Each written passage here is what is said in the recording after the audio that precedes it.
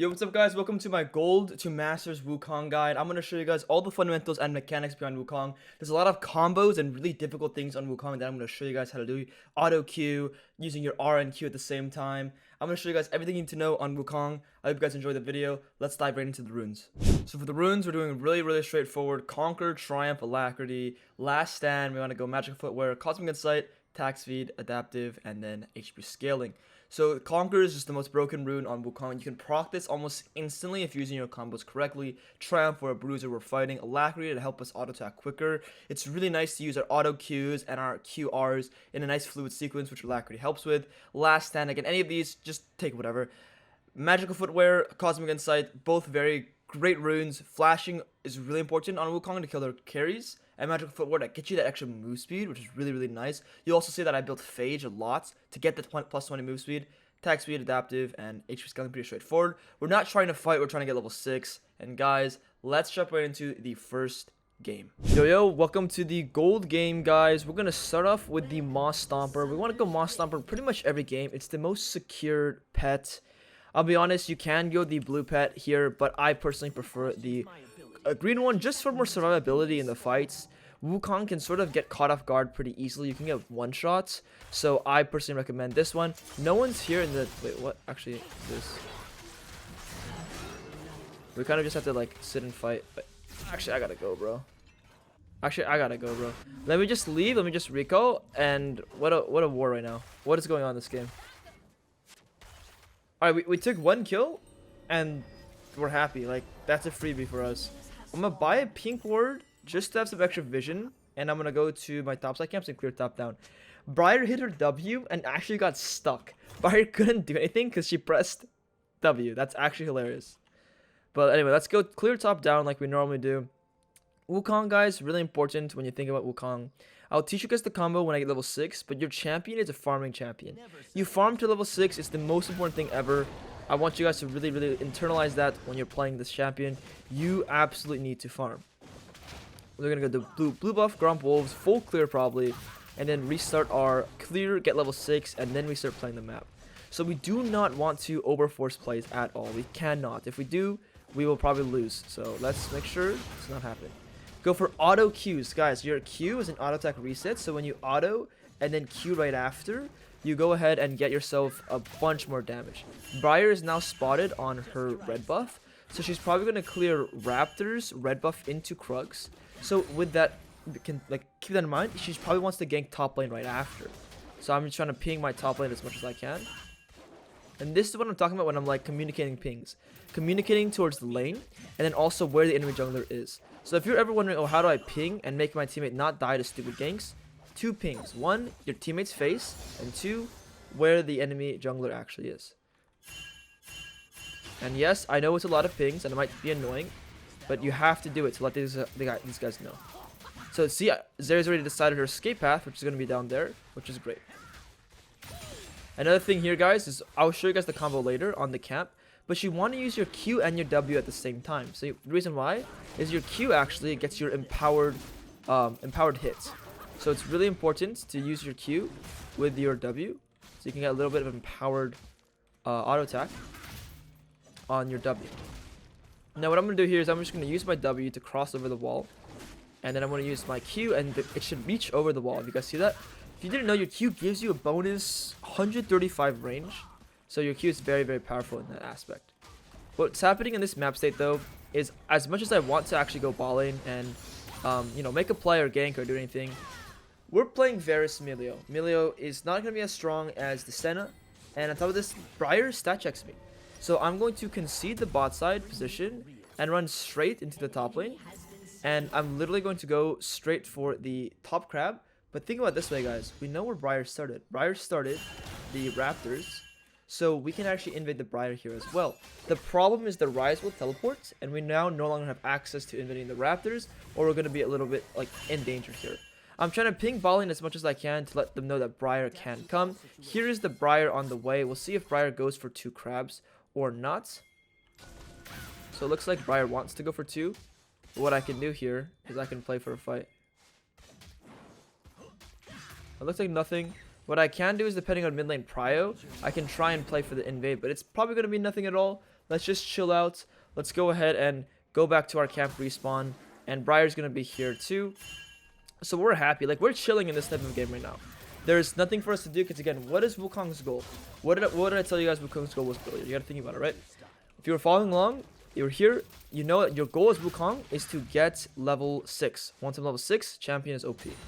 You can fight early if it's very free, but otherwise, just get to 6 and you will be the happiest camper in the world. So there's Zeri is again able to easily escape with her E, which is beautiful, beautiful, beautiful stuff. We're going to clear everything as well. We're going to finish with our Q, walk away, get the range. Great. We're going to do our Raptors. And in this position, because Briar is stuck in the top side by a bit, we can consider maybe invading bot camps, but look at bot conditions. Not amazing for us. Not amazing. What we can do, actually, Briar does go back into the top lane. So what we can do is maybe... What we're going to do is we're going to do the loop-de-loop. We're going to go all the way around the enemy bot lane. And what we want to do is we want to wait here, because this might be warded. We want to wait until they've for sure committed. And now that they've committed, even if I'm on a ward, I'll be able to kill them. But they're not on, we're not on a ward, so this should be really easy for us to get some kills here.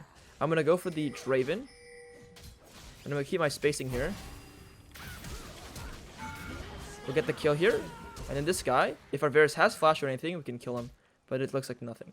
So what I want to do in this position, I want to help them push the wave. And you can sort of see how I use my spacing. And one thing that's really important here, guys, and I know it's very hard to follow for most people, but I know what sums they have. And actually what we need to do is we need to push this next wave in.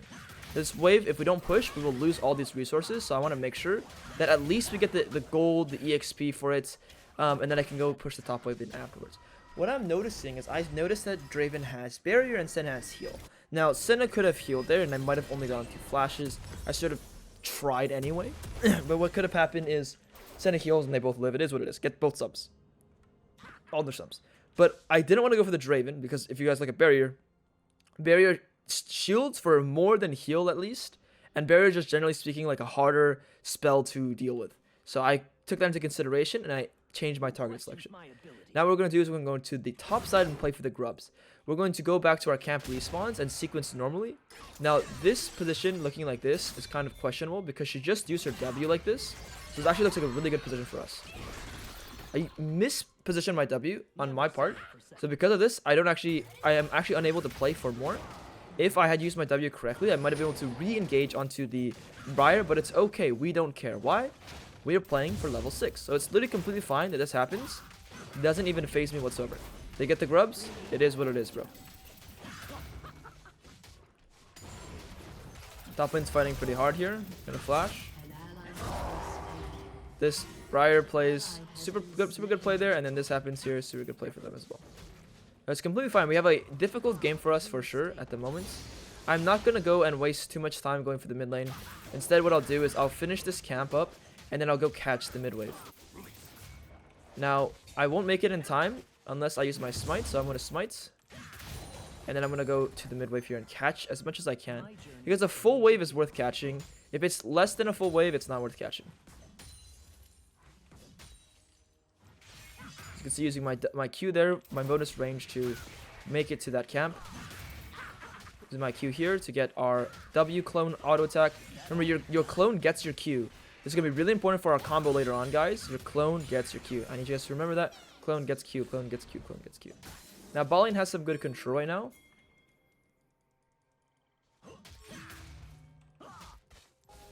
Adapt to all situations.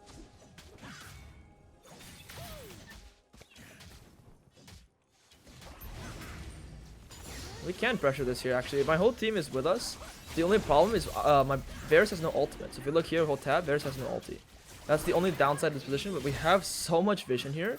So much control that this vision alone will like probably win us the fight. So there's a very high chance that this Ryze is going to be disrespectful. And with our ulti, we can maybe look for a little play. It looks like nothing, so we're just going to go back and we're going to farm.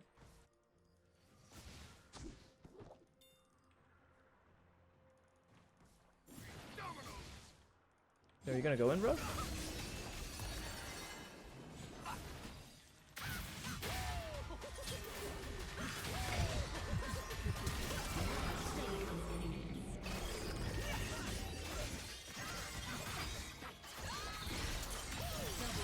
You guys see how I'm spacing against Briar there?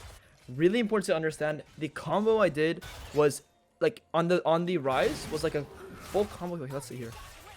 I technically can come and try and help here, but I have my completed item. Ooh, this camp is too juicy to leave here. We're gonna take this camp and then we're gonna go after it. We're going to finish this up nice and easily, and then we're gonna go down and play for the bot side. And we're gonna play for a camp respawns. But one really important there, guys, what you guys need to see is how I use my E, Q, R, W, Q, R, and then another Q, and then another R. It's just really important to understand the flow of how you're using your spells on Wukong. That's like literally the most important thing on this champion. It's just, you guys gotta watch how I team fight. Okay, so I used to be like literally one of the best Wukong players, if not the best, in Pro Play and Academy. And people would permaban my Wukong. And the one reason why is not because Wukong was OP champion, is because Wukong fighting is literally so broken. You can win any fight when you're down items, and when you're ahead items, you are literally God. So I need you guys to really watch how I'm taking these fights, how I'm using my spells, how I'm implementing my Qs in every single sequence. That's what you guys need to watch. If you're struggling on your champion, it is probably because, or on this champion, it's probably because you're bad at Wukong fighting. Let's see what's going on here. Zeri is fighting this guy really nicely. It's good. I don't have my ultimate just yet, and Zeri's getting chased. Katarina's here. So I'm waiting for ulti as much as I can. I want to get into his W range, and this guy should just be cooked. Great. So these guys are absolutely trolling.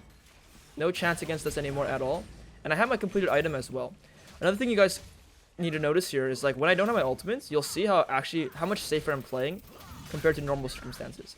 I'm very cautious when I don't have my ultimate. You have to be as safe as humanly possible without ulti on Wukong. If you don't have Wukong, you're not a champion. So that's one thing I had to really explain to my teammates in Pro Play. Guys, I don't have ulti on Wukong. We cannot fight. We cannot fight. We cannot fight. And this applies to most champions, but a champion especially like Wukong is like, bro, you want to fight, you lose the game then. You want to fight without R, you lose the game. Everyone's doing good right now. This game should be completely stopped. Like completely won, completely stomped. Ballin goes a shutdown, it's okay. Let's sequence all the way down. And what I want to do is I can even pressure the guy's raptors. After my wolves, I can go and apply pressure on the map. So why am I willing to apply pressure now? Well, one, I have my ultimate, so I've scaled, and two, I have my item. So it's like really prime time for us to get a lead, essentially. It's like we want to fight anything and everything. So if this guy's like face checking me here, like this, we want to look at this guy. So I can use my ulti, and I'm walking through here, and I'm using my auto QR, and this guy should be able to just get cooked. You guys see how I'm implementing my QRs. It should look so fluid. It's like I'm hacking. Your QRs literally should look like I'm cheating, because it's like your Q will cast before your ulti even gets to work. It's kind of ridiculous. I'm not sure where the Briar ult was coming from, so I had to be a little bit respectful there, which I think is kind of valid. Adapt to all situations. And on this champion, we're going to do a lot of spacing here. And then we take this guy out. Again, a lot of spacing. Against a champion like Briar, this is why Briar sucks, by the way. It's because you're literally stuck. You're literally stuck chasing some guy, whether you like it or not. And it's like, okay, just have some proper spacing and you'll be able to cook him. Cook him really easily. So this enemy there is extremely low. I have some health. I'm going to walk on through. I'm going to sweep on through. And I want to pressure with my Zeri as much as I can. I'm going to clear this ward real quick.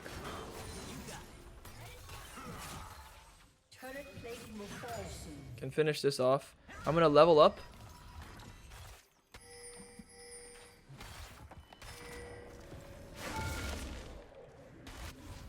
Thinking about this position, if you don't know where Rise is.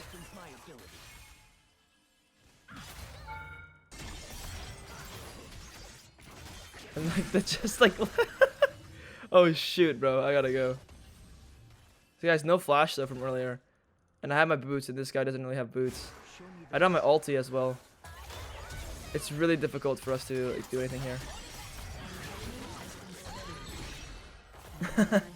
You guys see how like stupid this Briar champion is though, right? Like the guy literally gets himself locked in place, and it's just such a miserable champion. And I want to do something like sort of stupid right now.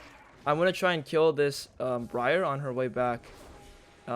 Except for she might be here. Yeah, here she is.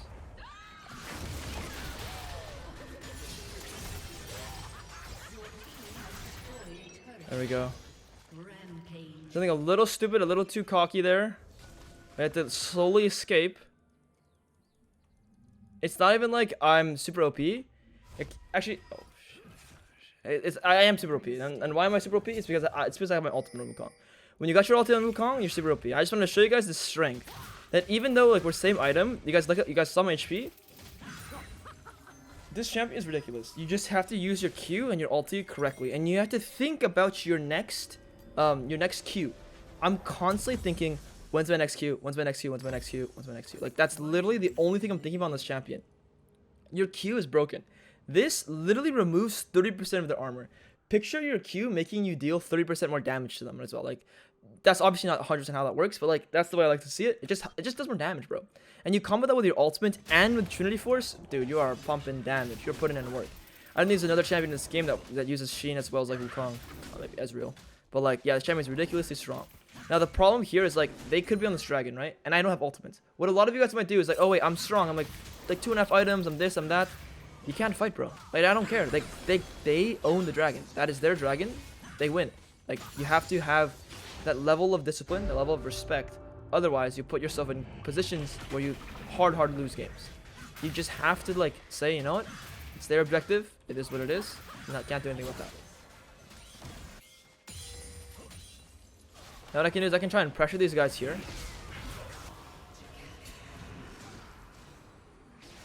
I'm gonna save my E. What I need you guys to watch is how I save my E here, and I can just one-shot the guy. Like, do you guys think that damage is fair? Like, I need to actually know. Do you guys think that damage is fair? Like, what was that? Ridiculous, right? This champion is so broken. But you guys need to see how I walk at them and I save my E. I did not use my E at all there.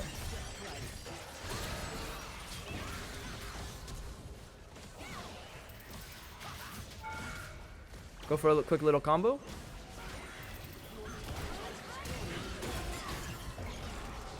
What the hell? Dodge the fear. Finish this guy and then watch. Bonk. Super bonk right there, bro. That was just a little personal. Like that guy, I didn't need to do that to him. It's obviously like maybe not even worth using my. Oh, fudge, bro.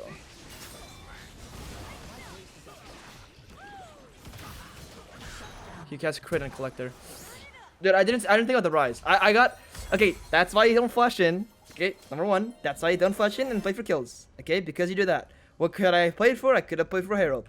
And I could have had an easy game winning, okay? So, you see live why you don't flash forward and play for kills. Because even a challenger player, a pro player, and one of the best Wukong players, when you do that, it's just like, I'm literally playing a gold game. And when you do that, that's what happens. It doesn't matter what rank you are. It's just the essence of how you play the game. Like, it's very, very bad. You lose sight of what's all going on the map and everything. So just like, make sure you guys are focused. More focused than me.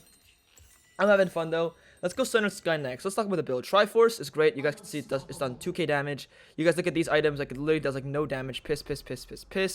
And then meanwhile, my champions, my items done 2,000 extra damage. And then the next thing is Black Cleaver. So we're talking about Armor Shred, right? This reduces their armor by another 30%. They're literally gonna be like, I don't know how the math works. I'm not gonna lie, but they're down so much armor. It's like disgustingly broken with Black Cleaver and your Q. You just break their armor, and it's like.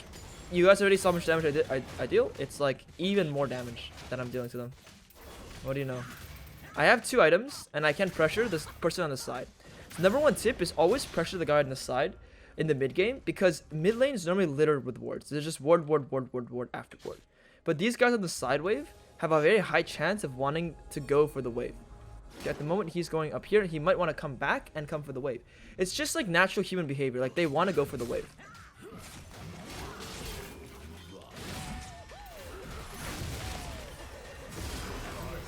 That's the full combo here. And as you guys can see, the armor shred is ridiculous because this guy literally hasn't played Steel Caps and he's playing Darius.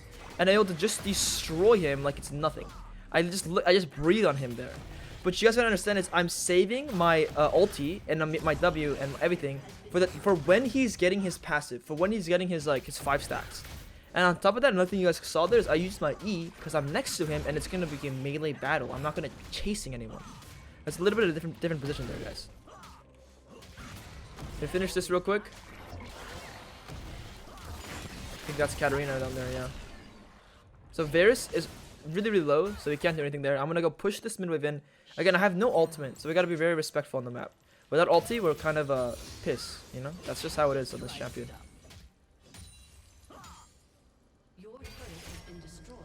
Can we do things? Like, absolutely, but like, the level at which like we can is significantly decreased.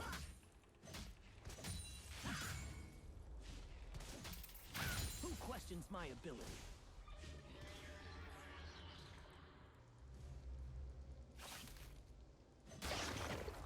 See what's going on in the bot side here.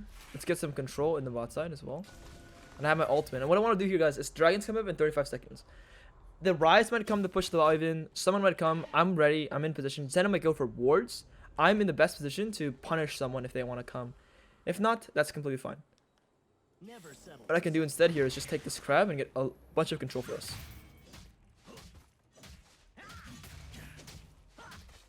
Because watch the amount of vision we get with us, this crab. Okay, this guy's cooked. Okay, we can actually, like, maybe... Come here, bro.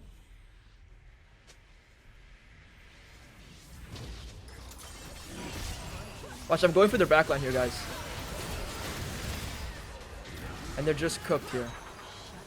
And there's not much that they can do. Even if this guy lit... Oh my goodness.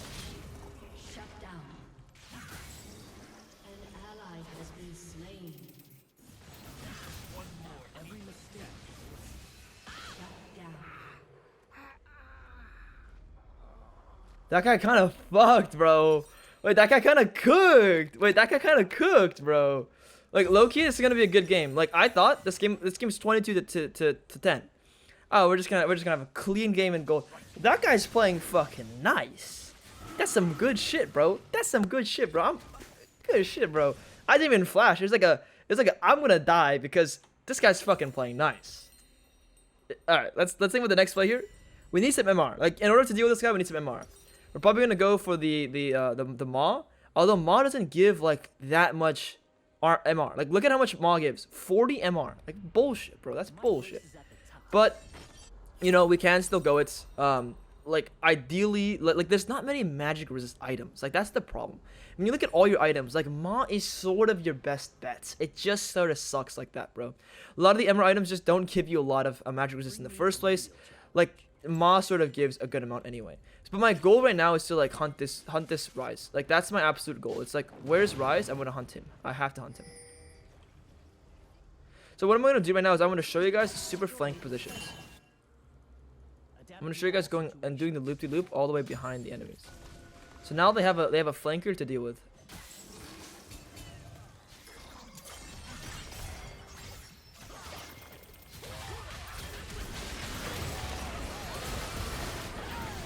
You guys see how I start the fight like that?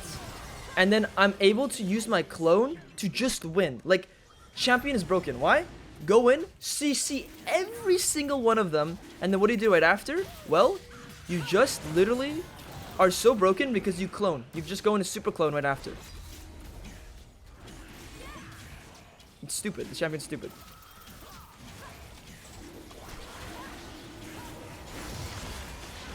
Again, Q with the range and go slowly here. Go slowly here. We don't actually want to hard commit because we have no ultimate. We lack ulti. So what we're going to do is we're just going to respect a little bit here. And like, whether these guys win or lose, it doesn't matter to me. I have Herald. And what I'm going to do is I'm going to hard win this position. Whether we win or lose, I'm hard win this position. And I'm going to go ahead and pressure mid turrets. And it's like, I don't care, bro. Win, die, lose. Doesn't matter to me.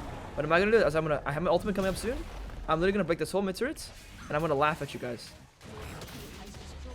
And now my ulti is up. I'm so powerful.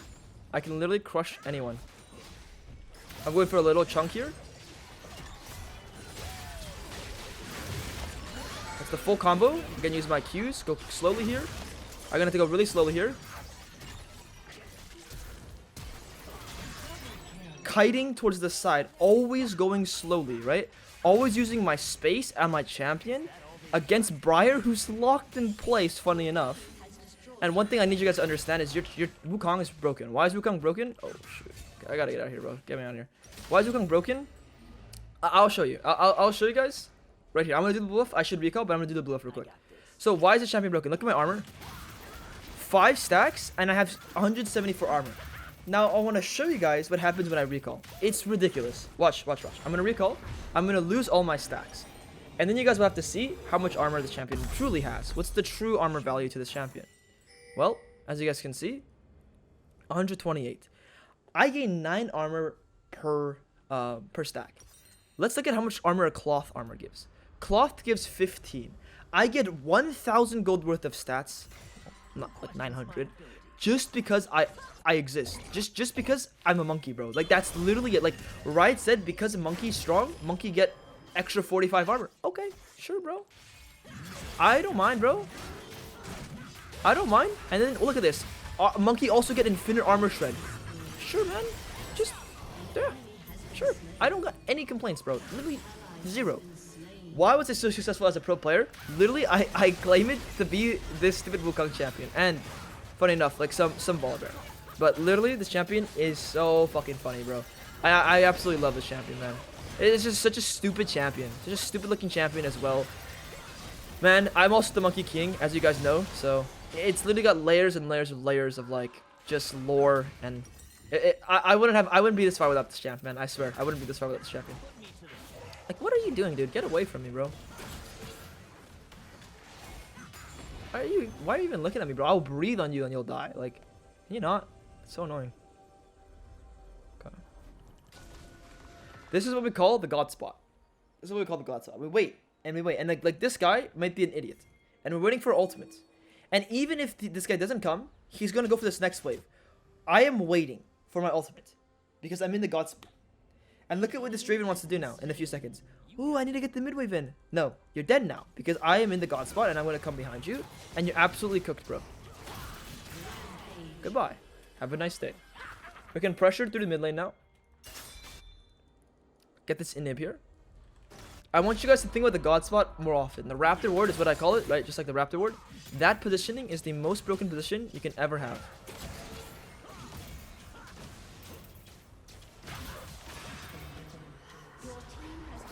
Stop looking at me, bro. Again, I'll breathe on you and you'll die. Like, this is so rude, bro.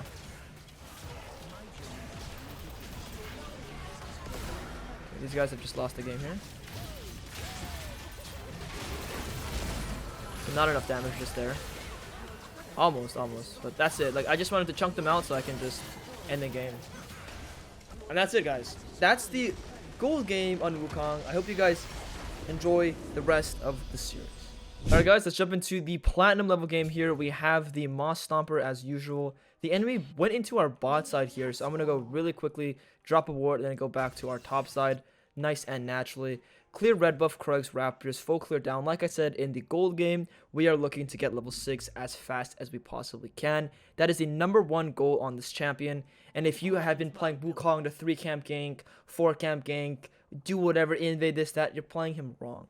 The only time I would say that's an exception is if you have like a Draven Nautilus, Draven Pike, some bot lane that's like, they're gonna bite, bro. They're gonna fucking do the super stuff bot lane. This is the only time where I'd say, like, yo, it's a good idea to play and gank and skip camps. And even then, I'm like, you still want level 6 more than anything. Let's go ahead and finish this off here with some autos. Q. I'm gonna always Q auto. Sorry, I always auto Q. If you don't get your auto Q off on Wukong, you're losing out on a lot of good damage, you know, good damage really. You can use your E for attack speed, as always. You guys didn't know, your E's not just a dash, it doesn't just hit 3 things. It also gives you the juicy attack speed here, guys. So it gives you 40% attack speed for 5 whole seconds, which is a long amount of time.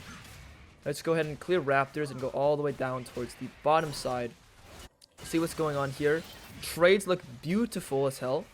Beautiful as hell right now. So let's just work our way down. We can make it to the bot side as quickly as we can. We can hard win this game. And top lane looks like he's scaling alright. Oh. Changed my mind about the whole situation there. He just missed a Q on a minion. So let's just not look top lane ever again. That's what happens. Like, if you want to look at your lanes, Just look at them and look at them at good times. You look at them at bad times and you'll get bad omens from them. These spirits are All they've got. saying some bad stuff about our top laner. Get my Q off. Great. Let's go for the blue buff. Let's go down towards the bot side as always. Because I warded his blue buff, it sort of looked like he didn't start blue, which signals to me that the Sejuani want to be pathing towards the top side. So I'm going to go in and just give a slight ping towards both sides. So we don't know where 100% she is, but I can at least give my teammates an indication of, hey, the guy's probably up in the top side. Not that my Nasus can really get killed here, but it's just to you know, just to signal to my teammates. What I'm gonna do is I'm gonna cross through mid lane and potentially look for a gank here. But the main goal is to drop a ward. If Echo decides to jump the Malzahar, I can look. But it doesn't look like the guy's doing anything, and bot lane looks to be pretty chillax. They have like defensive summoners. They got Melio. It's pretty hard to make anything happen. So what I'm going to do is I'm just going to take my control ward, take my vision, take everything, and we're going straight to the Krugs, and we're going to clear all the way down. Let's go ahead and look at top lane. Let's see what's going on here. Top lane looks pretty chill. Akali has no shroud. Does Akali have flash? Akali does have flash. So not going to be easy to kill the Akali, even though she has no shroud. So I'm just going to go back and commit to my clear. And again, we're really happy. Like, this is like no complaints at all. Take our camps. Chill life. It's completely chill. Because we're getting level 6. Once we get level 6, we stomp the game. That's just going to be how it is. Another big thing about this game is we're scaling. So, I don't really talk about this too often. I talk about it a little bit. But we're omega scaling. How are we omega scaling? Well, we have a lot of sources of scaling champs. We have the Nasus stacking. We have the Malzahar, level 6. And we also have... yeah, I mean, that's pretty much it. Like, Zaya's doing good as well. Yo, X Remo, thank you for the tier 1 sub, man. Appreciate that. Let's go ahead and clear Wolves, Gromp, and sequence ourselves down. Now, the Malzahar has recalled without teleport, so what I'm going to do is I'm going to catch this wave here. What I can actually do is hold the wave for my boy, Malzahar. I'm going to farm as much as I can, though, because I do want a lot of it. And then I will leave after here. Okay, see the wave will be stuck now, and we can go down there. Now let's go for Wolves. Let's go for Wolves. Let's go for Grump after. And let's go ahead and go for our bot lane position. When we're getting level 6, we'll be able to be OP as hell. Really powerful when we're 6. So just chill. Let's look at this here. Bot lane is actually the smaller item advantage over our Xayah, so we gotta be very careful. We gotta be very gentle about whatever's going on the bot side. You go get this bot crab, we'll get level 6, and then we can 1v9 the game. Again, 6 equals GG for them. We're gonna fight first, as always. What you always want to do is fight first as much as you can.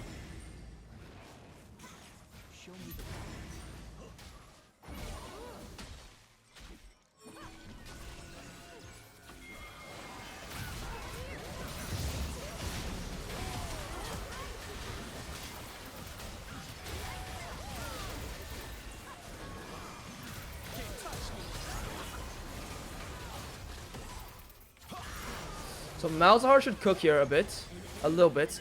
I messed my Q up. This guy should die. I played off my level 6 advantage there, which allowed me to at least win this position. We at least win it, right? I got shit on, guys. Like, I'll be honest, the reason why we didn't win that fight there is because I got shit on. It's okay. We at least get ourselves a 2-for-1 position, and our Malzahar gets 2 kills. I'm gonna go Red Krugs Raptors and just sequence all the way down. And like, we're chilling. We got the crab. We're up literally 2 levels because we're farming in Sejuani. It's not... I don't know why this guy's playing Sejuani ever. Doesn't make any sense. Once I get more items, we'll be super duper OP. So, we're farming. Now, the important thing about Wukong, guys, is it's not just level 6 that matters. It's your item. It's level 6 plus Triforce. Once you get Triforce, man, are you broken on this champion. You're so OP, bro. Let's go for Krugs. Let's go for Raptors. Let's go for our Wolves. Let's go all the way down. Let's go see bot lane what's going on here. We're chilling. Our top lane's chilling as well. Not too much happening on both sides of the map here. And mid lane has level 6 now, so this guy with level 6 advantage, not advantage, just level 6, like being OP, we can definitely look for a nice play on the Echo at some point. But I'm going to wait for my ultimate now, guys. We're just going to clear all the way. We don't want to fight anything until we have our ulti. Like, that is like #1 golden rule on this champion. And you'll hear me talk about this the entire series. We do not fight without ulti. No R, no fight. No R, no fight. You'll hear me say this over and over and over again. And I don't just say it on Wukong. I say it on like almost every single champion. That's just because champions are ulti reliant. Like, most champions in the game need their ult to fight. Unless the situation is super duper free, like super free, you always want to make sure you have that ulti prepped. Now, Balian is fighting sort of hard here, and we can see this position where the enemy Smolder wants to push in a cannon wave. So what I can do is I can actually try and prevent the Smolder from pushing the cannon wave because it's a cannon. And it's going to take a little bit extra time for the Smolder to do so. So I can go ahead and walk on through really briefly and use my sweeper and then be able to have a nice look on the... cancel me pretty nicely there. Wait, I just realized, guys. Hold on. I think I recognize our support's name. Anyway, we pressured the Bali not. We got the guys, we got the Emilio's flash. I am level 6, so I can pressure this pretty hard. What I'm going to do is I'm going to take the crab here first, and then I'm going to take the dragon afterwards. I'm going to do a little bit of a double camp here. And how are we double camping this? It's pretty much, the guy's no flash here. And we can go ahead and look to fight as much as we want in this position. Right now it's like fight time. It's prime fight time. And I have the same smite as this. Oh my goodness. We missed the smite, but it's okay. We're gonna get some kills here.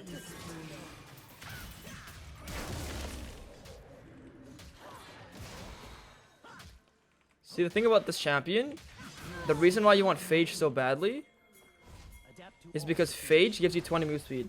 So the only reason why I was able to play like that is because I have all the move speed from Phage.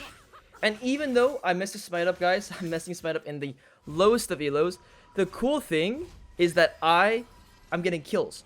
So as my champion, as I get stronger, I'm going to get more and more kills. I'm going to be 1v9. This champion wants gold more than anything in the world. Gold is the most important thing here possible. I'm going to go ahead and clear top to bot, and I just confirmed actually, this is Sinara, which, funny enough, guys, I played I think it was the Dantes tournament with Tobias Fate with Sinara, and like she's literally streaming right now too, which is actually hilarious. I'm like, bro, wait, Sinara? I recognize that name.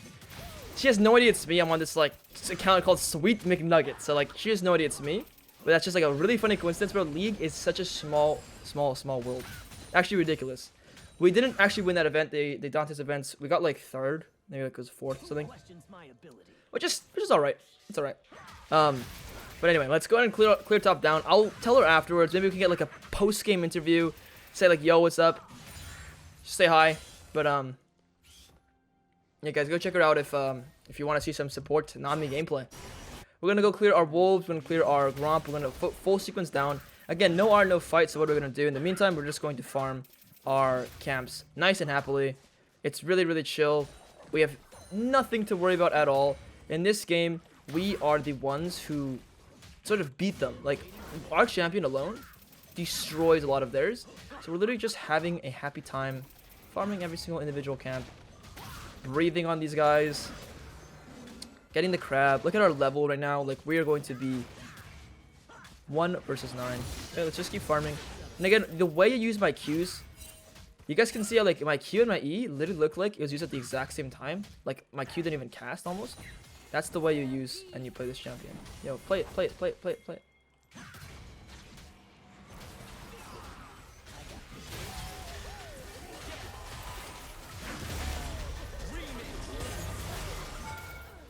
11, bro. 11. Okay, it's fine. You guys see how I'm using my W, see how I'm using my Q? It's very, like, not intuitive, this champion. I'll be 100,000% honest. It's very non-intuitive what goes on with your spells. But, like, if you can master the craft, you can become the king of the riff on this champion. You have to master the art of the Monkey King, though. Like, there's a reason why he's the Monkey King. And you have to understand what the Monkey King can truly do. That's all about your Q usage, though. That staff of yours is the most broken thing you can ever use. Another big part about this comp that I didn't really express in the early game, why do I feel so safe this game, is not only do we have good scaling, but they also have 4 AP. They have Emilio AP, Echo, Sejuani, and Akali. And on top of that, Smolder does a mix of AP 80 damage. So that's something I can visibly tell it within like 2 seconds.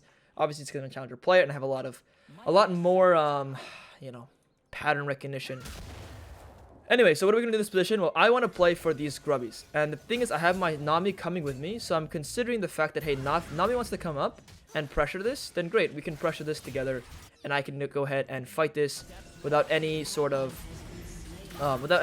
sadness, essentially. Because even though I have no ulti, I got my Nami with it. So Nami's going to facilitate for that extra person, and in time, I will have my ulti soon. We're going to dodge this here. We're gonna go very slowly here. It's okay. We're gonna let this happen. And the most important thing here, guys, is as you guys saw, it's all about allowing the enemies to use all the spells on your teammates. Like, it literally doesn't matter. And then at some point here, I'm just going to Q, get my bonus range, bonk the guy, and now these guys should be cooked because I have my ultimates. We're gonna bonk this guy here as well. We're gonna save our ulti for as long as humanly possible. And even if this guy dies, I don't care. Like, that's one thing about me, guys. I'm not expending all my resources to save my homie. And there's Sonaro. I think someone in the chat like said like, oh, it's Perry. But like, anyway, I'm not expending my resources to actually save teammates. I watch them die. And even if I know the person, I literally know Sonara. In voice call with them, we scrim together. I just like look at them. I'm just like, you know what? You're gonna die, bro. And that's just how you have to play. You have to play like very selfishly. If you want to carry games, you have to have that respect. I'm waiting for Echo W. I'm waiting for like Akali to use her Shroud, Akali to use her spells. For Sejuani to use her Q, to use her W. I'm waiting for Echo to use his EQ. I'm literally just waiting. And after they use all their spells, after they use everything, it's just the freest thing ever. Let's go ahead and clear top down. We want to play for this Drake. I have no ultimate, but what do I have in this position is actually nothing. So I have no ulti. And the thing is, I can try and fight, but look, hold tab, we're even items. Jungle's even, mid's even, bot's even. So we don't have any complete items anywhere, and I'm down ultimate. So what am I going to do is I'm not going to fight. If the Sejuani gets the dragon, Sejuani gets the dragon. It's completely fine if Sejuani gets the Drake here. I don't care. I'm going to play on my good conditions. Sometimes dragons just aren't yours, and you have to like be at peace with that. What I can do is what I call a soft contest.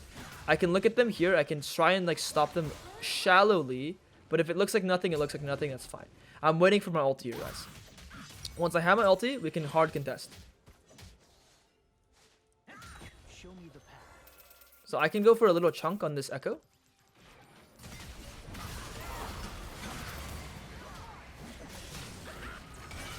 And what am I doing here in this position is I'm actually waiting for my ultimate. This entire sequence, it might not look like I'm doing anything, but I'm actually waiting for my ulti the whole time.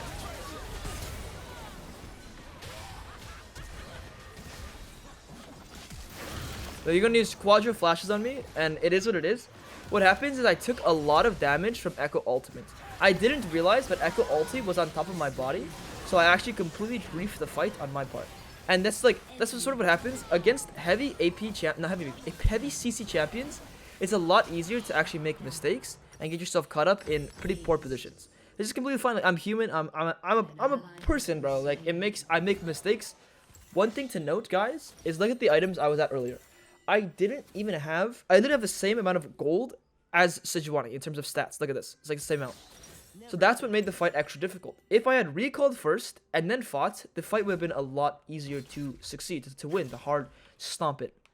What's cool about this game, though, guys, is I love close games because close games gets to show you what's realistic. Me trolling or my teammates being bad is normal because you guys are going to cry and be like, oh, well, my teammates are always inting, and in your games, Perry, they're not inting. It's like, okay, let me show you guys. I'm inting, and my teammates are inting, so we're all inting. Let me show you guys how to carry anyway. Again, I have no ulti. I don't want to fight anything right now. I want to chill out. I still have this massive advantage. On the next dragons, we can hard look for something. I'm waiting for my black cleaver here, so I can get this in two, like pretty much I can get it now, actually. What's important here, though, is our Nami is set up in the top side already. So with Nami being already set up in the top side, what I can do is I can use this advantage to play for maybe a little kill here or something. We can completely one-shot this guy. Why? Because we're playing with Malzahar. So I have vision up here, and it's really easy to play against them with Malzahar and Nami having complete vision as well. Okay, let's go ahead and clear top down here. Let's see what's going on. Our Sejuani is trying to kill the Malzahar, but it should be like literally nothing. And our Xayah is like trying to put in work in the bot lane. Wow, the Malzahar actually gets cooked here. Incredible. Just fine. Again, like the harder the game, the better.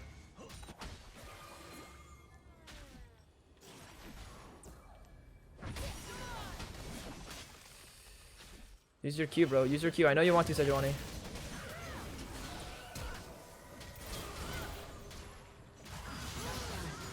I know the guy wanted to use his Q so badly.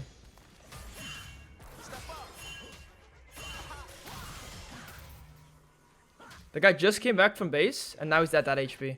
How funny is that?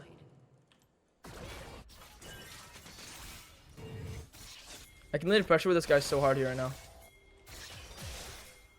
We have 2 minions, but I can still pressure.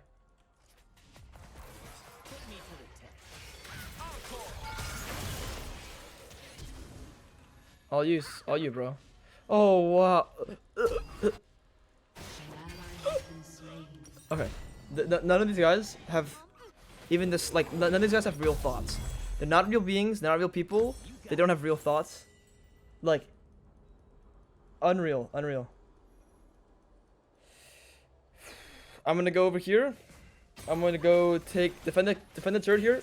I gotta focus up. I gotta focus up here as much as I can.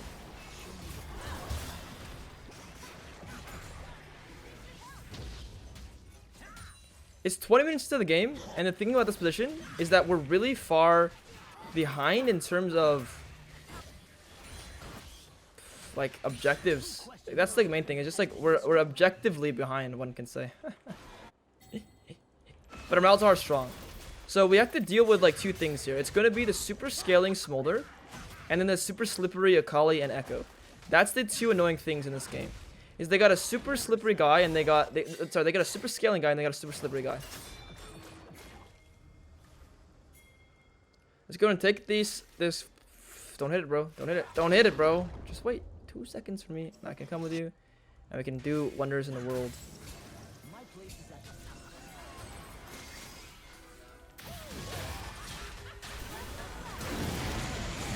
Look at that damage here. I can actually kill this guy with my E and my autos and my Qs, my extra range.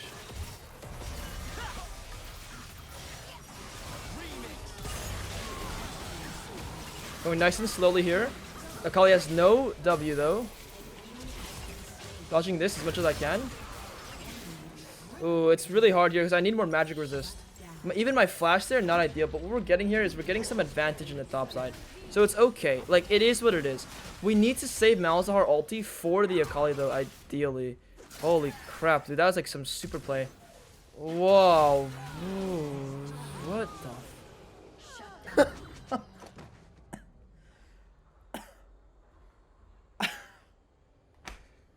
I think this game is like really an eye-opener to life. It just shows me about life. It shows me some like super cool things that I gotta see. I'm glad I'm playing League of Legends. Our top laner has Iceborne Gauntlets, and what is he playing against? He's laning against the Kali, and they have 4 AP champions, and our top laner is like, yeah. Let me use my brain real quick. Ooh, like it's a hard one. What do I buy? Ooh, you know what? I think some armor would be good. You know, you got a point there, bro. Got a solid point there, bro. Look, he's putting in work. What am I to say, man? He's putting in work. I think he had a point. Okay. So for you guys doubting him like me, don't doubt him. He knows what's up. We're gonna pull the dragon out. We're gonna do this here. Whether or not these guys come over. What's up, bro?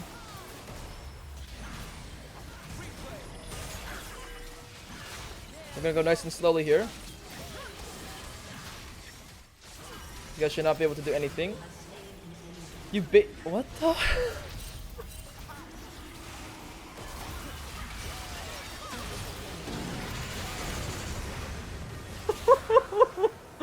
What is happening, guys? I am speechless. I am speechless. No words, no thoughts, nothing. What is happening? This is worst thing I've ever seen in a long time. All right, let's go and think about the next play. What's next for us? We want to go ahead and use Herald on this mid turret. We want to pressure maybe 2 turrets even. We can go ahead and yeah, watch this here. Grab this real quick. Drop Herald down. Use my W to tank the turret real quick.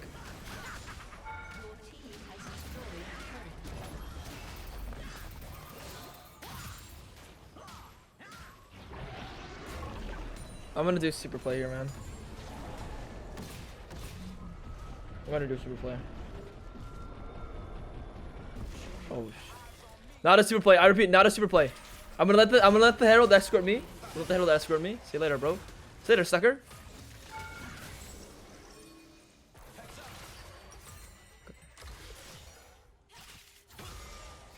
Who questions my ability?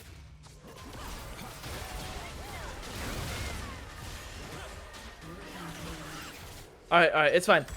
It occurred to me that that was not the best idea. But after seeing everything that's going on in this game, it is very difficult to have a straight face and focus, okay? What I need to do to win is focus, because although I'm seeing a bunch of beautiful plays, really great stuff, talented players doing their thing, I need to recenter and I need to focus up and I need to win this game. I will not lose this game. If I lose this game, I need to be like, I don't know, bro. Okay, let's focus. Any more magic resist item we can buy is probably just gonna be Ma. Ma is gonna be the best for sure. So let's just keep building Ma here. Let's just work on it. Work on the Ma. We can go towards our top camps. The thing is, we need Ma. We need a little more items after that too. Just like a little bit more. Let's go check to make sure they're not on this.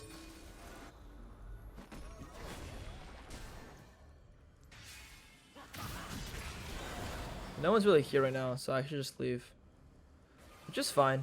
We should just take care here. Now this Echo is pushing midway by himself, and he has ulti. Can you give me stats here? Yeah.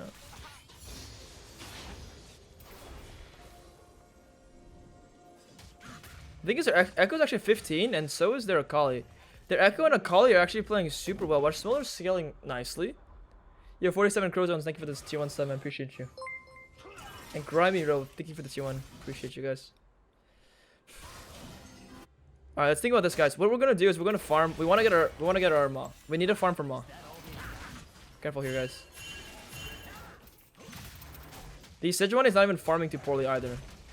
We have a lot of time to like scale up a bit, so. And what we want to do is we want to go through the side lane.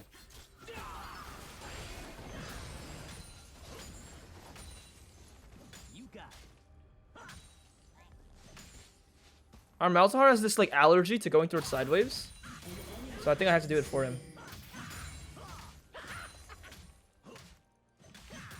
Just fine. We'll just take the resources we can get. Malzahar has actual allergies. I think he's like scared, but I'm like I think he's just scared. It's just fine. And then he has this compulsion to ult to his teammates. Oof. Can try this.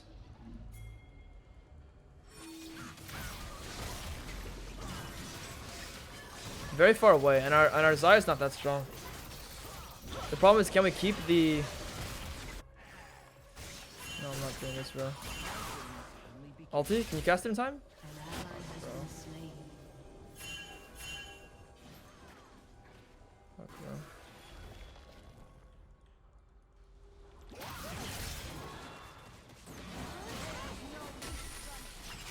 Can we dodge this here? It's really good. Escape a little bit. Try to like save this turret.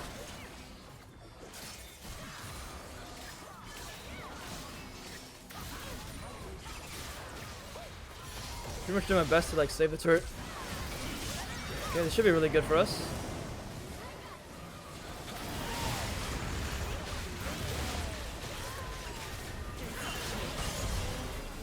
in and out method there, guys. Going forward and walking backwards. This guy's 1 HP. Be careful, dude.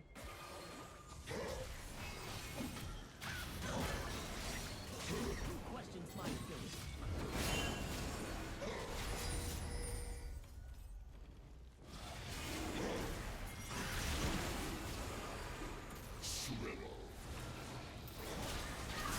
Use my W there to stop this guy.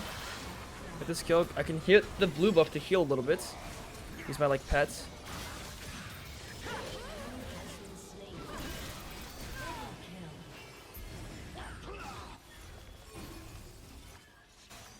Yo, one of the carries needs to come. One of the carries.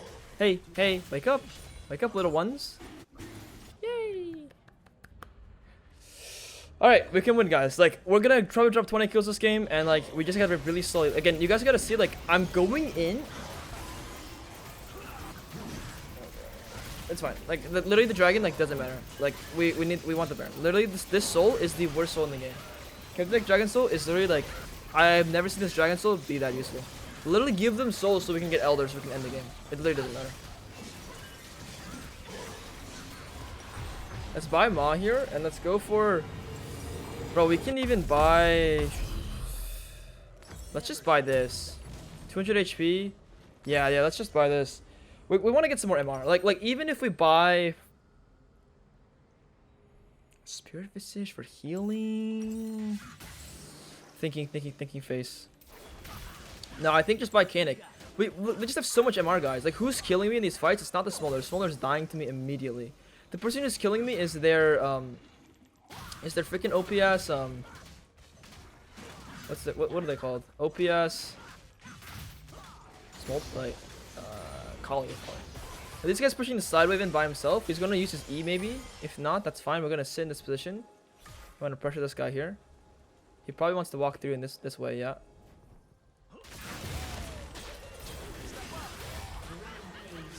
That's Wukong's strength right there, guys. This guy couldn't even ultimate because we are that powerful. We are that strong by ourselves, like I couldn't even ultimate. And you guys sort of see how I'm playing my combo. When you use your W with your Q and your R, you deal an exceptionally more amount of damage. It's so broken. I don't need to clear that right now. I want to go pressure the mid turret. Yo, play the game, bro. This guy's running away from the freaking ghost.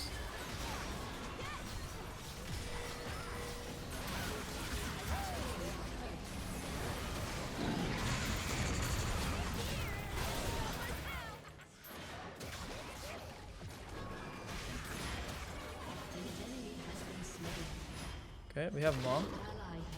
We are fine. I need my ultimate here in a little bit. Your team has destroyed a turret. Enemy double kill. Your team has destroyed an Literally just waiting for my ulti, and then we can play. And pretty much, I'm just going slowly, nice and steady, slow and steady wins the race. And then with my ulti, then I can cook. And then this Nasus has enough time to like actually scale and be useful. Congrats, bro. Congrats, bro. You probably feel great. And I'm happy you do, bro. Let's go towards the bot wave and just push this. Kinda end the game actually. They're too strong here, and we don't have Malzahar ulti. So we should just take the free turrets. Take all the lunch money essentially. And buy a whole item. How OP is that? Get a whole complete item here.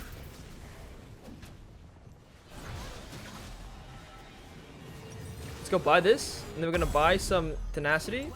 And like, look, look at our HP, 4.3. Look at this guy's HP, 3.7. Now the extra item we have here is because the elixir of iron, so we got an extra, what was that, 300 HP.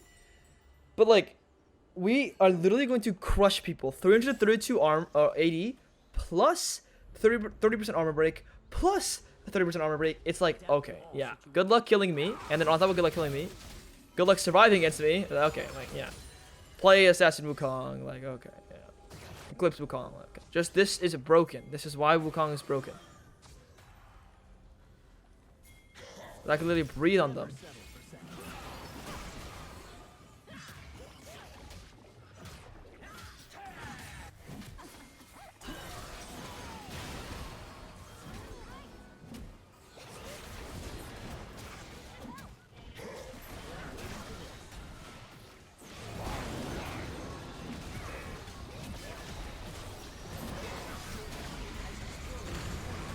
Nice and slowly. Slow and steady wins the race.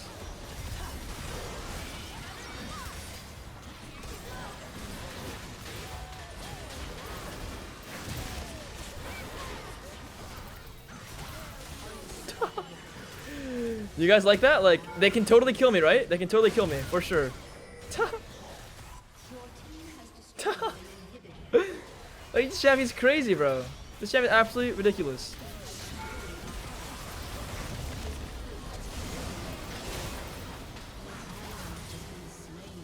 I don't think you should also be able to be invisible for this long. Like, that's kind of ridiculous. They're like killing me, bro.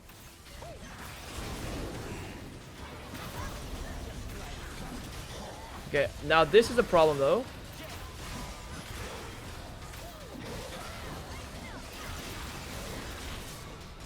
But look at this, like I'm actually unkillable though. Because Sundered Sky gives me 5,000 healing. So good luck killing me, bro. And my ulti's back up. No, actually, I'm not even gonna try to end the game. I wanna fight them, bro.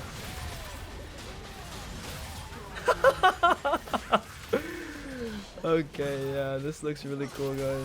I'm really glad this champion exists in League of Legends. What a game. What a game. I don't know what spectacle I saw in this game.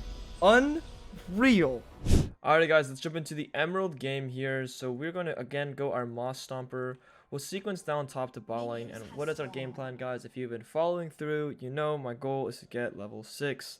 I want level 6. I'll win the game if I get level 6. I'm god at level 6. It's going to be a really interesting game because they have a very good spread of damage. Very good spread of just strength all around. I don't know what this is. This guy doesn't want to play. It's not bad for him. Alright, anyway, whatever that is. I'm on my red buff. I'm going to keep sequencing down. It's pretty good for Renekton at least. Renekton had a massive trades against the guy. And the Singe literally had to use both potions already. So not a bad start for the top lane. We'll be sequencing top towards bots. Really chill. Okay. They have Nautilus, Singe. They have a lot of AP damage for sure on their team right now. I'll save my E to use it on the little small guys.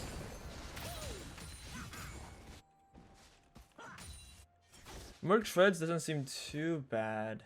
Except for they don't actually have that much CC. Again, Tenacity doesn't work against yeah, real quick guys, Tenacity doesn't work against knockups, so it really doesn't help if you go Tenacity. Yo, first stat, thank you for the Prime, man. For 6 months, you're on a big streak, bro. Appreciate you, my guy. Really nice. We got a first blood on the top side from Renekton. Looking at all those trades from earlier on. I'm going to continue with my clear here. We don't know where the Xin Zhao is, and our bot lane is looking to go a little bit far. So what I'm doing is I'm pinging to get them some vision here. I want them to say, hey, let's get some wards. Yo, Cynex, thank you for the Prime, man. Appreciate you. Let's keep clearing down. Gonna cover my Trinity Force. Again, you want to use your Q, and then you want to use your W right after. Auto Qs the entire way through. Look at bot lane. Bot lane's lane I want to be around, except for my top laner is winning already, right? So because my top laner has already won, I sort of want to play around that guy. What I'm going to do here is I'm going to save my W because I want to use my W for the bot crab if there's going to be a little bit of fight. If there's going to be a little bit of brawl, I want my W. The bot lane's beefing hard right now. Nautilus queuing in and stuff.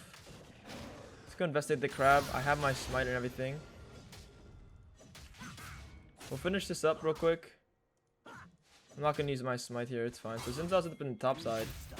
Let's look at bot lane's conditions. And what I'm going to do is I'm going to go for a quick little ward here. Xin Zhao recently just got blue buff. Let's just double check all of his camps.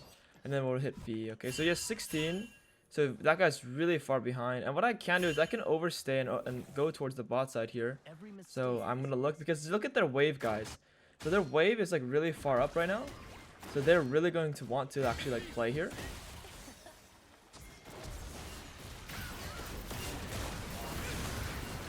We're going to go ahead and get ourselves a kill for our bot lane. And that's going to be really good for them. My teammate got the kill. It is what it is. Doesn't really matter. What I can do is I want to sort of try to defend this. Ping towards my teammates that, hey, I want to defend it. We see the Xin Zhao up in the top lane. It's kind of trolling here, getting nothing. It's really good for our bot lane getting that kill because we also got Nautilus's flash and I believe the heal on Vel'Koz, and the Xin Zhao is just trolling. Our Renekton actually is about 1v2 these guys. The minions might kill him, might not. The guy has Conquer here coming up. He already has Conquer. Yeah, this guy just completely shit stomps them. Curb stomps them actually. 1E? Okay. Yeah, I don't know. I don't know what that's about, guys. We're gonna have a really easy game going on here. We have winning bots, hard winning top lane. King Tut King is he's a bit strong right now, one could say. The enemy bot lane is getting kind of pooped on too. So I'm going to show you guys how to accelerate the game and how to change the way you're playing when you have a really big lead. So this is like those type of games where, okay, I have a really nice early game, I got a nice kill, my teammates are playing well. What do I do to cleanly close out the game? I'm going to just naturally take my full clear. We're going to play for this dragon. We don't care about those grubs because our fluid sequence is towards the bot side. Let's go ahead and take our wolves. Let's go ahead and take our Grump.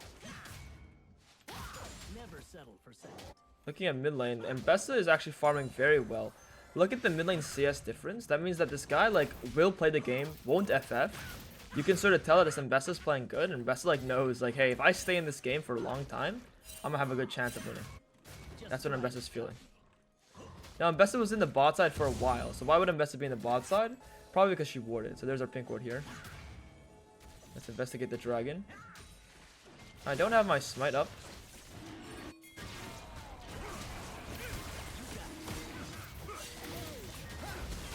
We can auto this guy to death here. We can auto and Q this here, and this guy is trolling. And they're very screwed. I can try and save my ulti as much as I can. I don't want to necessarily use it if I don't have to.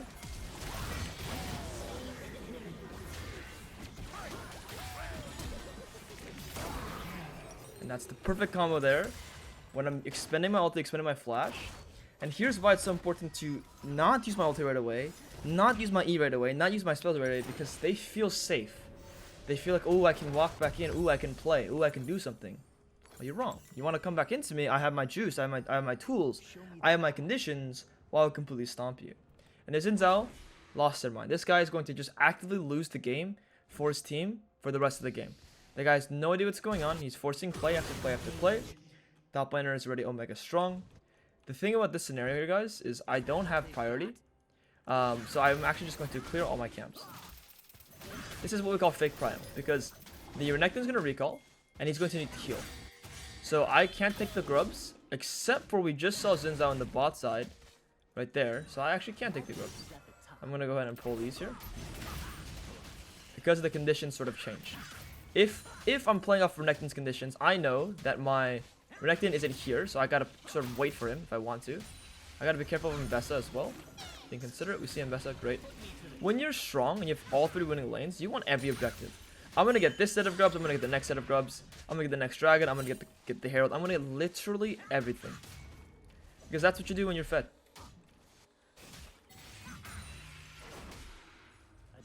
Okay, the Singe might go for this top wave here. We can intercept him and just give him a little headache. We're gonna save our E as much as we can. It's an annoying ass champion. Don't chase Singe, guys. Number 1 lesson. Who questions my ability?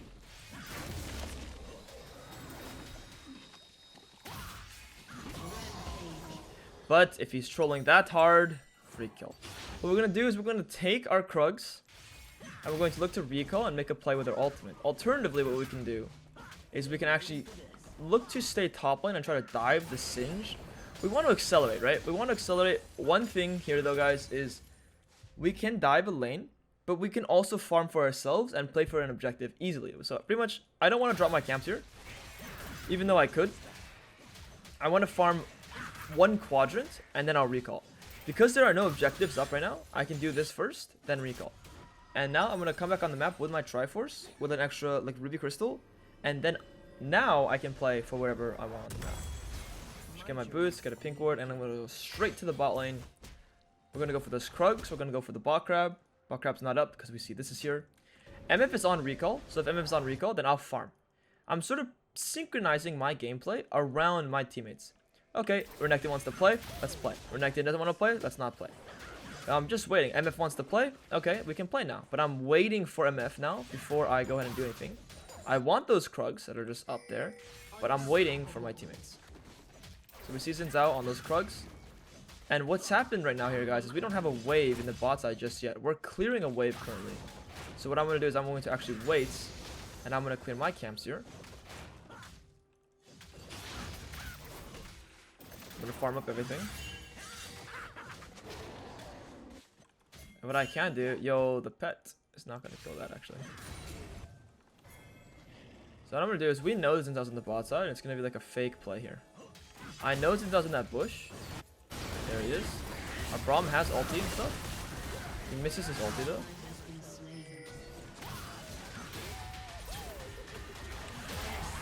Completely one-shot him, get my auto attacks and my Qs off. These guys should all be dead. I'm gonna smite walk through him. And this is what we call auto spacing here, guys. Oh, this guy actually gets killed. Oh, he lives on 3, or that was like 4. Very nice. So what we can do is this guy is actually we're playing WUKONG Fat Wave. I can get so much attack speed and I have Trinity Force.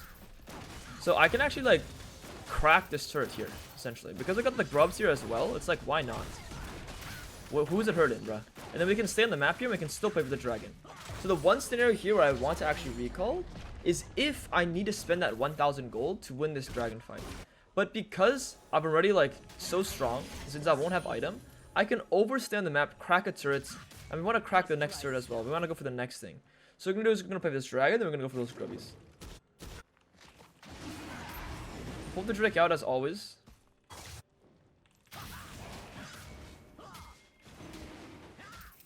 If they come mess with me, they will get screwed. Because I still have my completed item over there.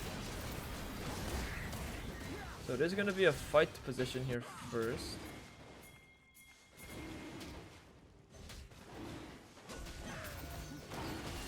The Ambessa is on the way here. So what might have to happen is we just have to give this up. And that's fine. So like here's the part where like you have to be willing to like not lose the game.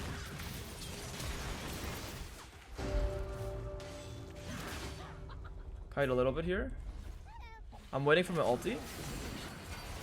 And if we want to... Yo, I didn't think the Ambessa played the bush fog there perfectly. So a bit of an aggressive situation there. Here's the problem.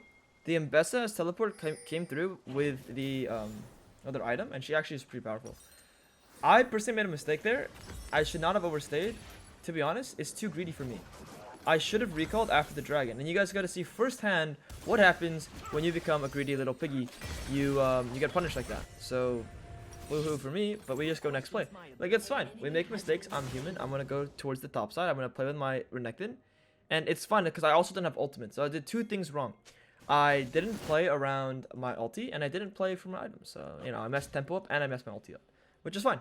Let's go towards the top side. Let's think with the next play immediately. We go towards the next thing. See if anyone's here. Nope. Xin Zhao's bot lane. So because Xin Zhao's bot lane, I'm willing to use my W. If Xin Zhao's not bot lane, and I don't know where he is, I need to hold my W because that's what's going to allow me to win the fights. I need my W to win the fights, essentially.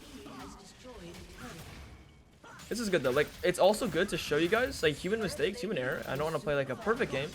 It's also nice to see, like, hey, like, these guys, I hope they won't FF now. Now that we've given them some gold, don't FF. That's always my hope, that these guys don't FF. Alright, we do want to play for the Herald. Because we're winning so hard, we want to wait for our Renekton though, as much as we can.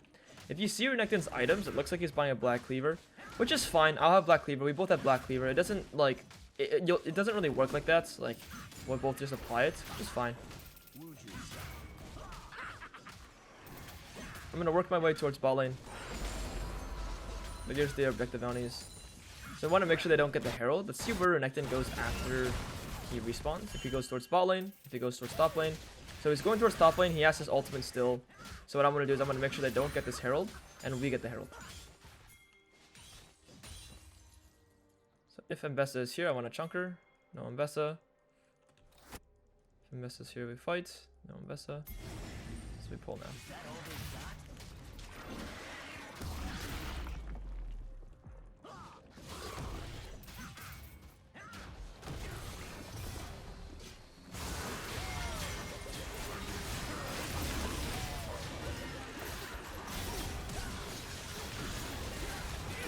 Running away the whole time.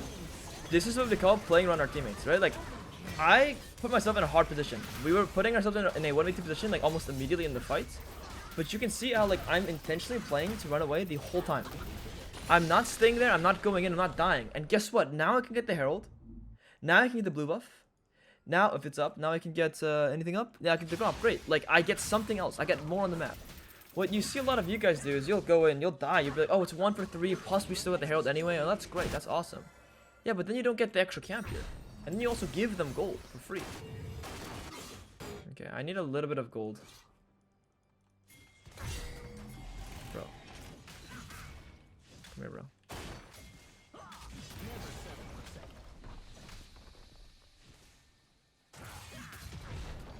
I need to stay on the map a little bit longer because I just need to do something pretty much. Like pretty much I need to do something there. Plus our teammates were hitting the mid turret. So it's completely fine while they hit mid turret for us to pressure. Now that we have our item, we're really strong. We can do like, oh my god.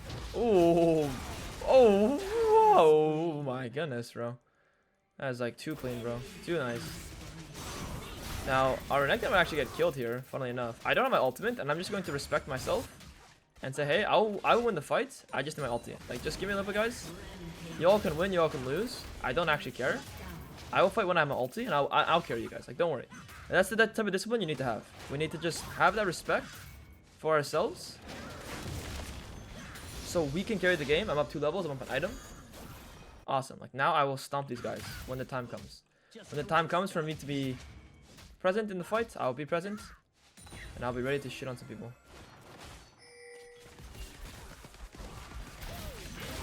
What I can do is I can invest my ultimate to kill this guy, because killing that guy guarantees the dragon, essentially. Which is like, okay, sure, we can kill one and then get the dragon. Why not? You're always willing to use your ulti on like an objective like that. I actually got the camp. A little bit of a chunk there.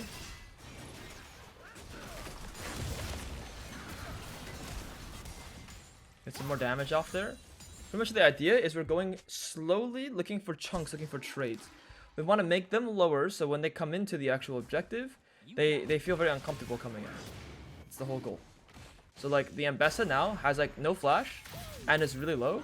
So now when we do the objective, we feel really, really, really comfortable and confident to just take this.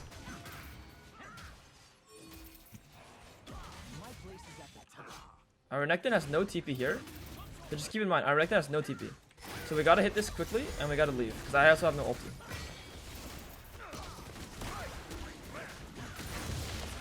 Now what I can do, because Lux wants to clear this one wave and the next wave, you guys see that there. I can hover one time here to make sure that we're able to push in 2 waves. And if one of their teammates wants to come, one of their enemies wants to come catch the wave here, I'll be able to stop them. And then our Renekton is also winning in the top side. So this is how we can create pressure on the map with our 2-item spike. And our Lux, who's like not OP, but she does need help essentially. Your ranged teammate needs help. They never want to be by themselves. So their Mbessa actually showed top lane, so we can just go and crack this turret then. Their Mbessa and Singe are top lane, so okay, free turret for us. That's how the game goes. If you're playing proper macro, you put yourself in the right positions, well you get objectives. You get objective after objective after objective. And it's okay, the Singe is still dead, Zindel's not coming. Okay, Lux can go, do whatever you want, bro. I'm gonna go break the next turret.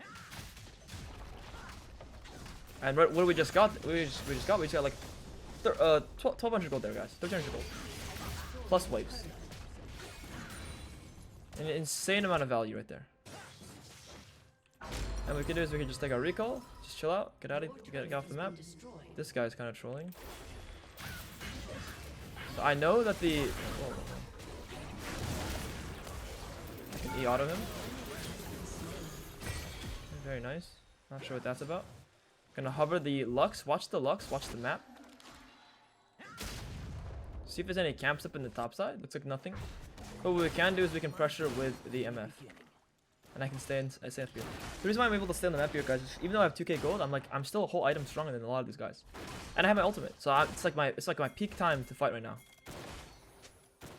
I'm gonna use my herald to pressure the map with my homies.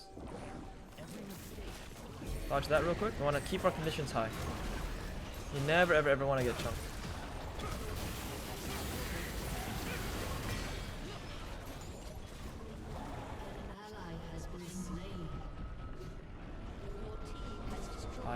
Oh my fucking god, bro. Where the... Yo, get me out of here, bro.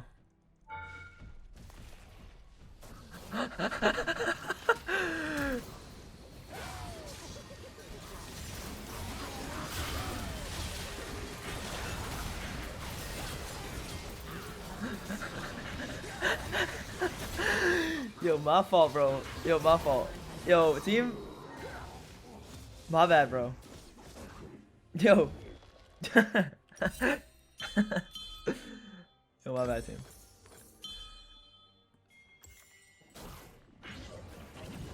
That was like, what can I say? Like, what can I say? I'm human. What can I say? I fucked that one up. Let me kill the camera down a little bit more. I fucked that one up, guys. Let's go next play. We have next dragon. We have Baron. My place is at the top. They're pretty much like, look at the objective mechanics as well. Like, they're struggling in this game. They're struggling to stay alive. But if I keep inting and I keep giving them gold and this keeps happening, we're gonna be in trouble for sure. Because again, like, the Ambassador's playing well and the Ambassador wants to win super badly, and that's good. That's what fun. That's what fun is like. You know, Ambassador's really trying hard.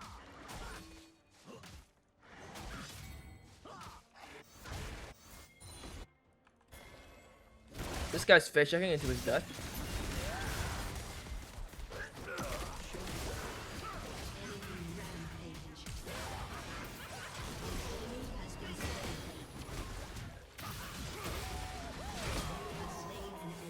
Can try and take this.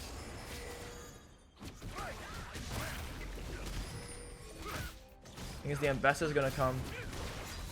The Lux needs to like hold the angle here.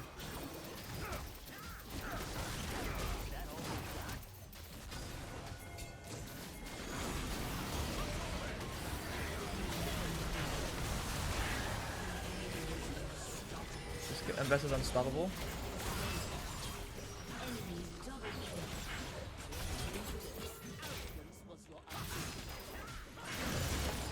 We get this guy here because we're using our auto attacks and our Qs at the same time. Bonk the guy in the head. We have our item real quick. We can go ahead and buy our item. So the reason why we pull the Baron there isn't to actually do the Baron. It's to get those three idiots, Ambessa, Vel'Koz, and Nautilus, to come fight us. And if my human teammates, Lux and MF, a little more human, if they were a little smarter, what they would do is they would hold a better position. Lux would go into the bush, and then these guys would face check, and then they'd get pooped on, but no one understands. They all think in their heads, oh, we're pulling the Baron to finish the Baron. It's like, no, you never pull the Baron to finish the Baron. You pull the Baron to threaten them, and potentially get them to kill themselves. That's why you pull the Baron. Use your flash, bro. Flash away.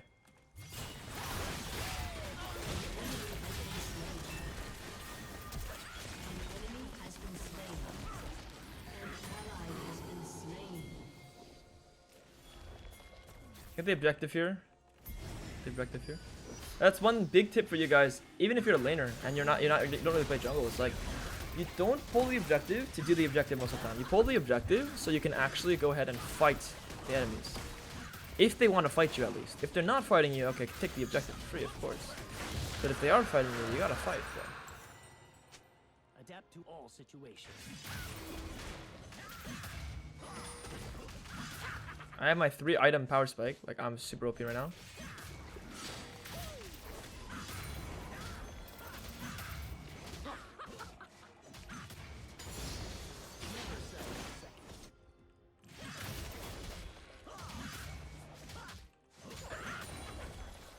Just keep on farming. Let's just chill. Can I farm a bit more? We want to control the top side though. Let's see, the minion wave is going to spot us, so we got to go this way. My journeys only begin.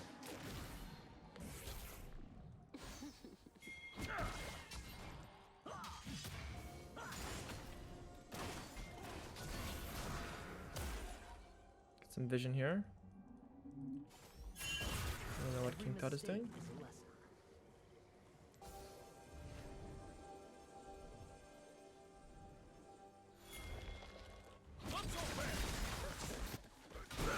Pretty much go in from the side angle here, sidelines, and get a lot of control for our teammates. What is that? An enemy has been slain. Pretty much keep my flanks up. Pretty much the whole time it's like keep my flanks up. And boom, we can kill them all essentially.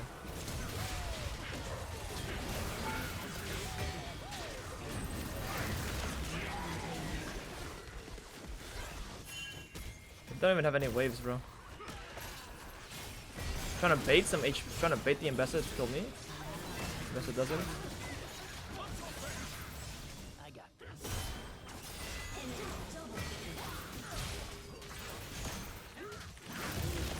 Boom, we got this guy here. It's all about understanding your limits on your champion too, like understanding your damage. Like there, I just know that the Ambessa also doesn't have much defensive stats because the Ambessa is going full damage. So I'm able to understand what my strengths are, what my limits are. We're gonna go for wolves. We're gonna go for blue buff. Thing is, we can recall, which is fine, or we can try and like cheese and like trap the Xin Zhao or fight the Xin Zhao because we're just so much stronger than Xin Zhao. Xin Zhao still doesn't have items, bro. This guy's gonna face check me here. What up, bro? And like I don't lose at all. Like I don't lose whatsoever.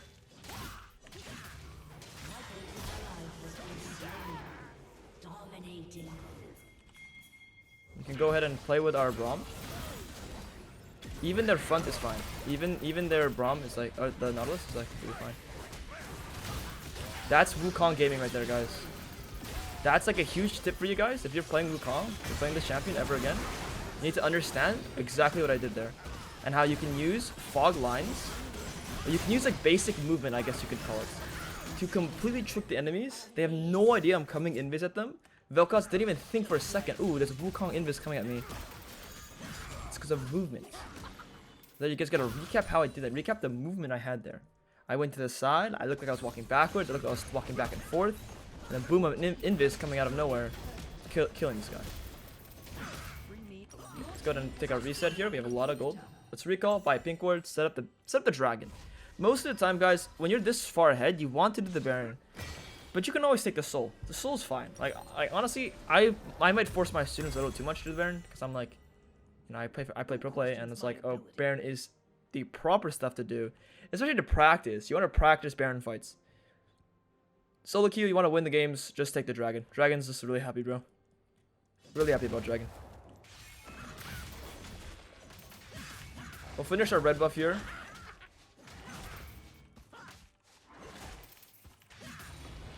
And then we're gonna go for the straight. And you see where Braum is? We sort of want to control terrain with our Braum.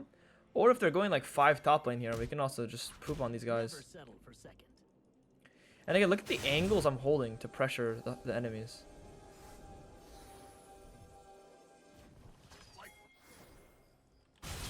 Okay, we can just actually fight them here and stomp them. Anyway, this guy's like one shot.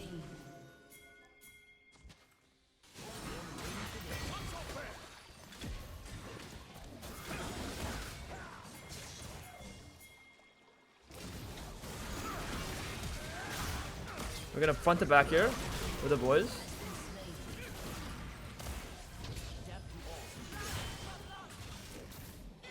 Saving my W.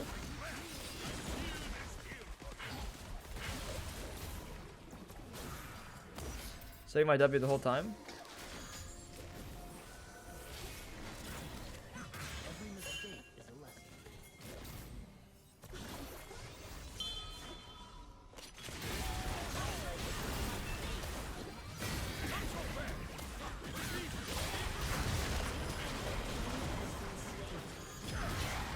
I can go push pressure the Baron.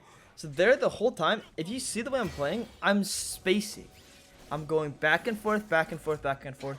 And what you guys missed there on the Ambessa is I played Fog of War as if I didn't know the Ambessa's there. Sneaky Ambessa's in the bush. I can't see her. But I actually know she's there, of course. So the invest is like, oh, the guy just, they don't know it's warded. They don't know it's warded. So they play it in a way where, oh, I can go when they walk past me here, when they walk past my cursor. Like, no, I actually know you're there the whole time. It's warded, but we do what we call, like, we fake fog. We fake the understanding. We fake the understanding like we don't actually know they're there, but we actually 100% do.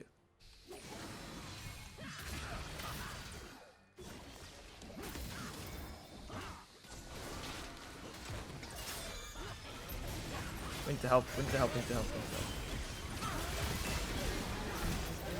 help. I stomp here. I stomp here. Using my W to deal more damage there. Okay. Can one shot this crab cakes. Get some more info on where they are. And no matter who comes at me here, I have my flash. If Vel'Koz wants to come, Tango. We want to have a party here with Vel'Koz. Come on, come over here, bro. Going to space a little bit here.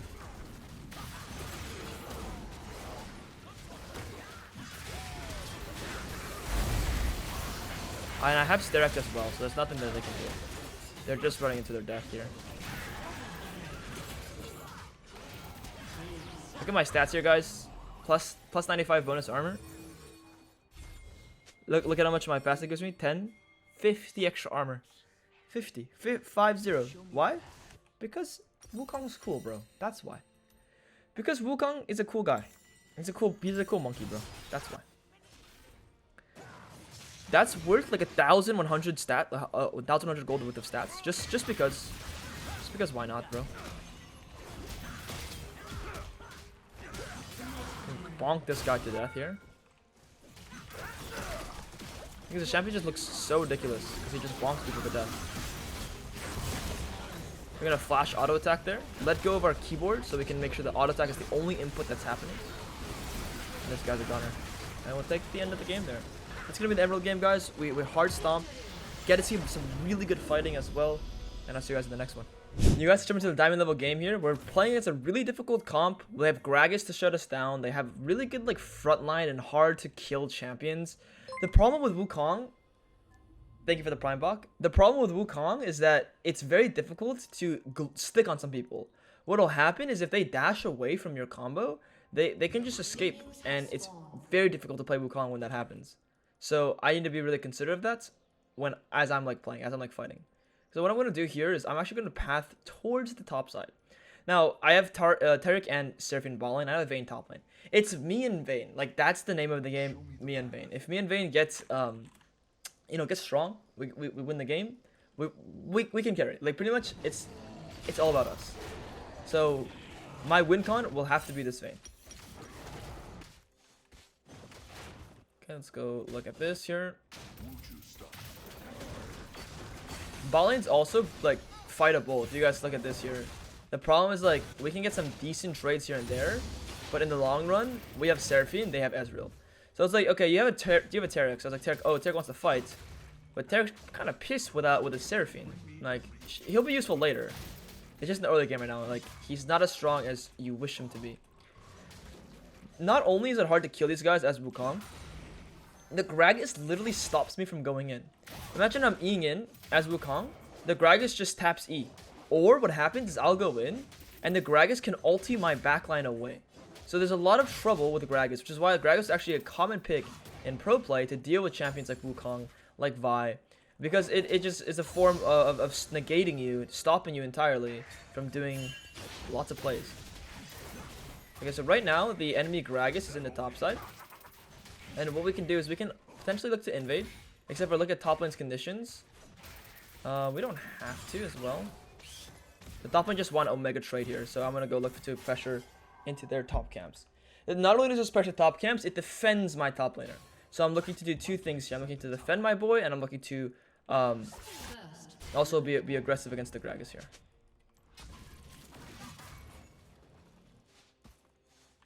So I'm going to do the loop-de-loop here.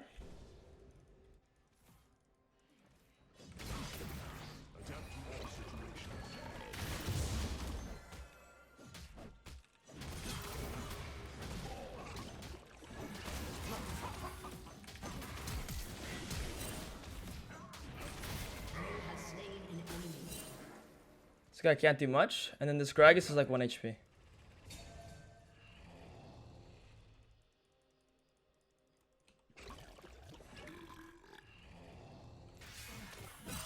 And what happens is their Tryndamere lost the full fatty wave right there, guys. I got this.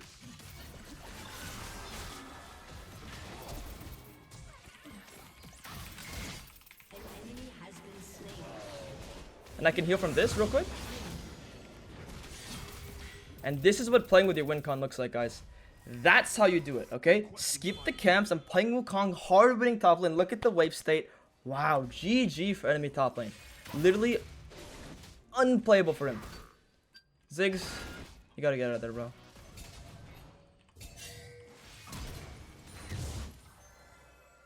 My journey's only beginning.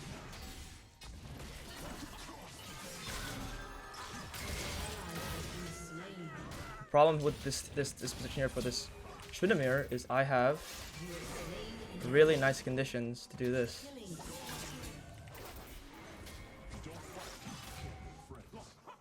And now Tryndamere's game is like over. Like look at this. Look at my top laner. Tryndamere's game is over. So it's like, okay, sure. Sure guys, let's defend Gragas' camps. What Tryndamere's thinking and what Gragas is saying is, yo bro, I need you super badly to defend my top camps. Please. Okay, so Tryndamere loses his waves. Okay, my Vayne is stronger than Tryndamere. So you're gonna lose the fight. Okay, you'll lose the game then, bro. Gladly. That's the way you guys gotta think about it. It's like, okay, I'm forcing a position, I'm forcing their cards. Even if I don't get their camps, Tryndamere will lose waves. And if Tryndamere doesn't come, then they'll lose camps. So they're checkmated. And like now, look at the results of this.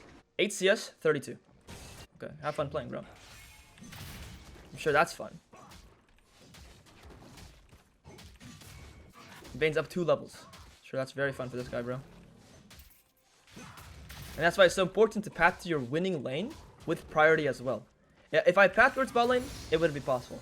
Okay, now, yo, Perry, you always say path bot lane, path. Guys, of course there'll be times where you need to break away from rules. Rules help you discipline yourself. Rules help you ground yourself. Rules are great. But there will always be times where the situation of the game changes. And my cat's about to come on my lap. Thank you, buddy. Can't see. He's messing with my cord.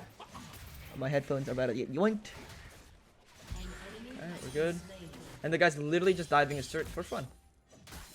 Because he's very strong. So I can hover mid lane just one quick timer here. The Yone is level 6 now.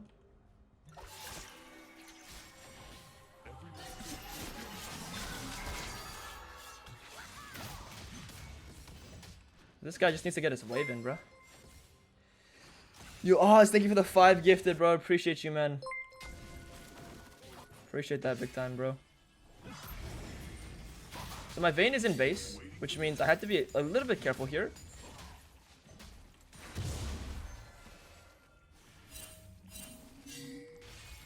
I want to get the fruits so the enemy mid laner doesn't get the fruit.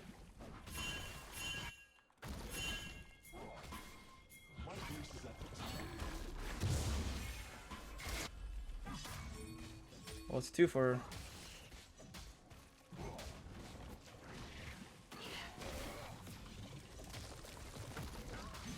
Save my smite real quick. Put me to the test. My bush, bro. Get out of here, man.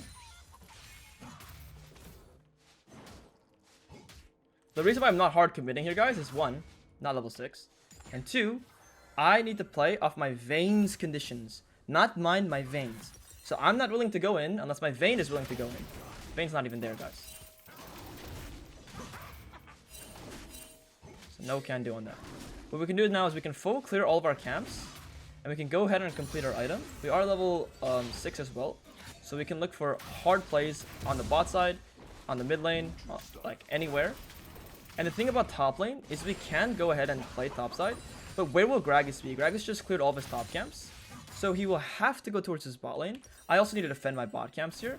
But literally there's 2 things that can happen here. In 40 seconds, Vayne can literally 1v2 them. And on top of that, if Gragas goes bot lane and I'm there, we can actually win 3v3. It's actually 100% winnable. We can play 3v3.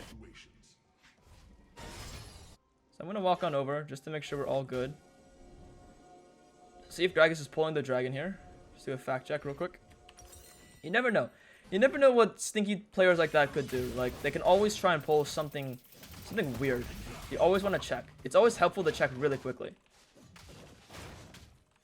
And after I clear all my camps, we're happy.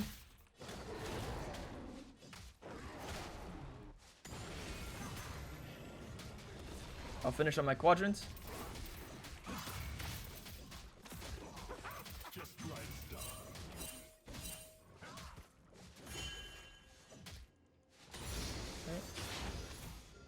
Let's finish this real quick. Use my smite to expedite this. Let's recall and go straight to the top side. We can play for this dragon here as well, but the problem is if they fight us, I want to make sure my conditions are the best, so I'm going to go ahead and buy my Trinity Force, and then I can go play for anything on the map. But seeing how Gragas is playing in the bot side here, there's actually a new addition to the map state. It's like, okay, Rel was top lane, sure. Gragas is bot lane, sure. So they can try and pull this dragon. What I'm going to do for sure is play for this guy's Gromp. Now, the Gromp and blue buff. I want to play into the top side, because that's where I am strongest. With my Vayne, I also have my completed item here. So if my Vayne can reverse her shove, reverse her wave, which she can if she wants to, or she can hostage the Tryndamere, that's also fine. But what I do want to do is I want to play for top camps as best I can. Now, again, looking at the wave, we don't really have that wave. I guess this might be here as well. So we're sort of just unsure as to where the enemy jungler is. He could be on the dragon. What we're doing is we're playing the safest line here, which is pulling the blue buff up as far as possible to be as safe as possible. Wait, this Gromp is here, which means this. Look at that, guys. We're looking at the map. The Gromp is up. How is it up? Why is it up? Oh wait, it's not where it's supposed to be. Oh wait, that means the guy's on it. The guy's there. Oh boom, we found a nice little angle and getting ourselves a nice cheeky little crab or a Gromp there.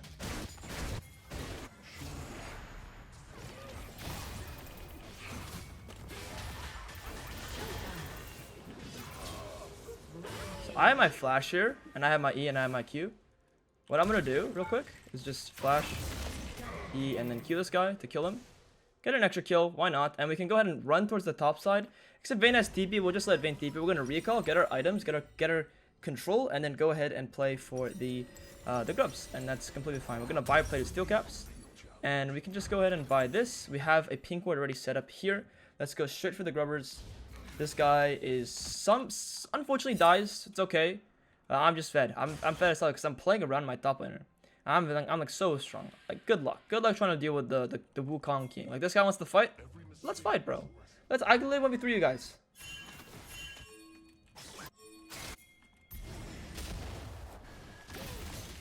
This guy just used his spell.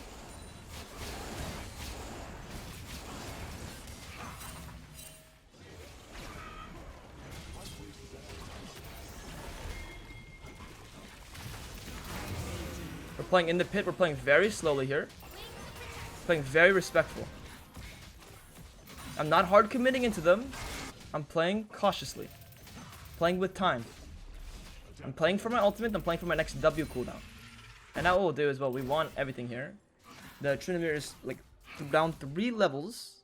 Unplayable game for him. I'm just going to go ahead and I'm going to go back and farm my camps. I have no ultimate right now. Our teammates are winning a 3v4. So when that happens, you expect probably an FF coming up. It's going to be a quick one, guys. See what this Ezreal can make happen. If anything.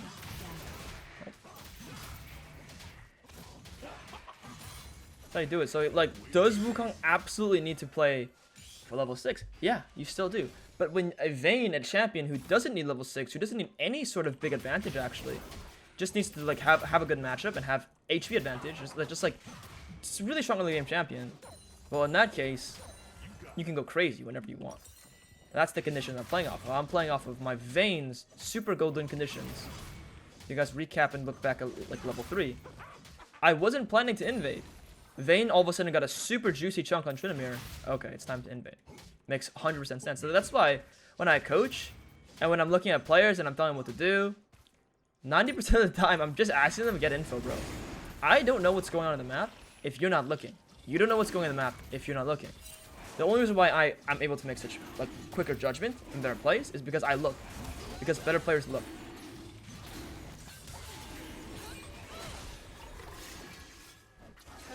So, Ziggs isn't here, and I have no W for a little bit. So I have to sort of play slowly. So even if we just have to concede now, like it's fine. It like doesn't matter. Because again, we're already winning on the map. The worst thing I can do here, guys, in this position, is make matters worse and try and force something and then absolutely get crushed in the game. That's the worst thing I can do. Just wait, be patient, play off team's conditions. This is where some of you guys might get yourself screwed over. He chunks me in as I come in, no problem. Let's just go and fall back. He knows he can't beat me in the like long trade. I will always win. But in the short trade, he will always beat me. Like I said, he stops me from doing anything. He stops me from going in because his champion is just OP like that. They're giving my Vayne a job here, letting her know like, hey bro, we can go do the Herald here. On the way. Let him know, bro. Announce it to him. Yo, bro, we got this. You and me. Let's do it together.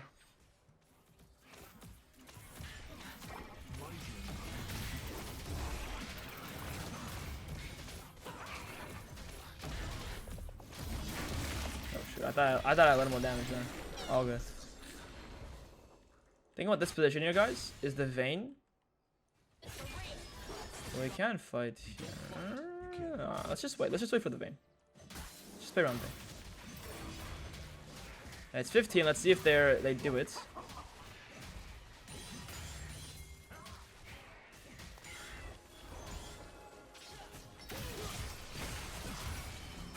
Never settle for second.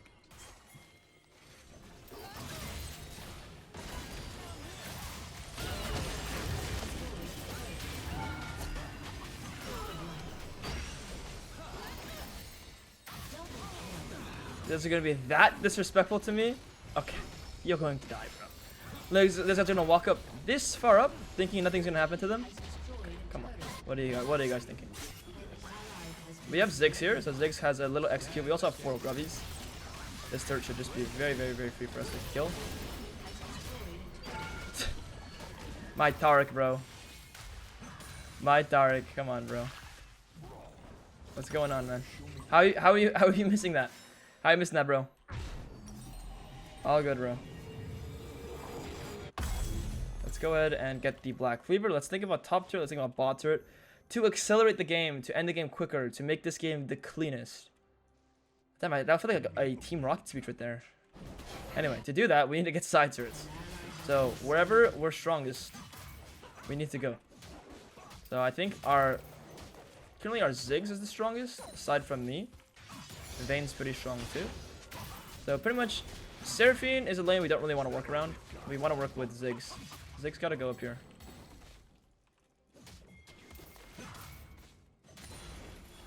Seraphine has TP. Okay, Ziggs TP. I gotta be careful overextending here. But I do want to sort of play for some campies. That's what's good for me. What I'm gonna do is I'm gonna extend this all the way out, bring this all the way here to my safe side.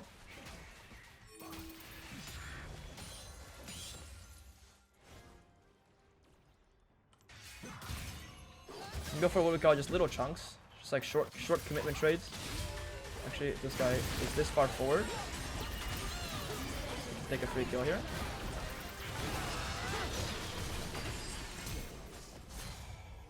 My stupid Taric again. Stupid guy again messed that up. My stupid Taric messed that up again. Pissing me off again. Can you heal me, bro?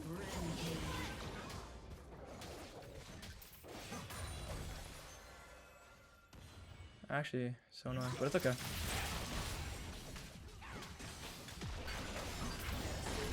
It's okay, guys. He's human. He's a human being that makes mistakes just like me. You gotta use it like as a double-edged sword, bro. Like it like works in your favor and also works like against you. Like he's a human, but he's also a bot. You know, you gotta. They're humans, but also bots. It's like both. They're both. It's complicated, guys. It's a lot. It's complicated. Can eat this, bro. It's tasty. Spread the gold. Spread the tempo. That's tempo advantage for me right there, guys. When you see your teammate take a camp from you, just say, thanks to the tempo advantage, bro. Thank you. Now I don't have to clear that. And guess what? Now Gragas doesn't even get to invade that. I'm gonna use Herald in the bot turret. Yo, what is this? What's this guy doing? Yo, anyone want to like defend top turret at all? This is so disrespectful to them. I don't know. We'll just go for the bot turret. It's fine.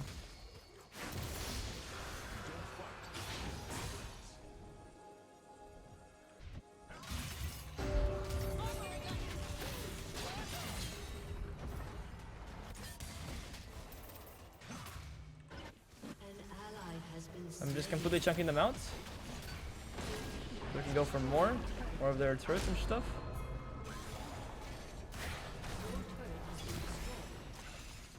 Like, come on, team.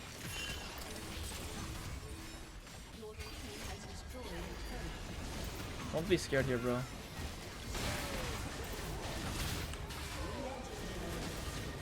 Don't be scared here, bro.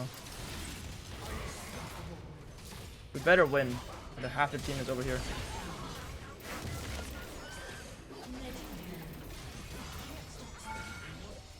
Taric? Taric? I don't trust this guy. Like, I play Taric and I know this guy's just awful. Like, as much as I want to say, like,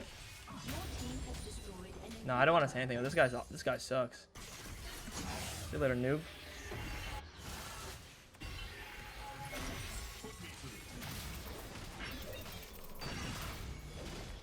Go ahead and take this here.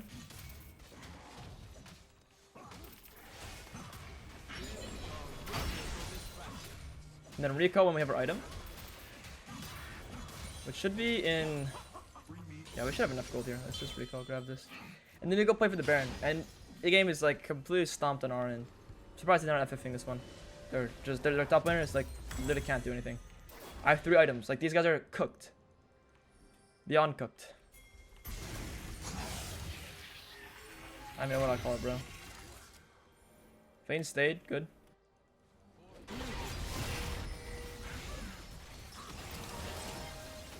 So while these guys do this, I need to go get some vision.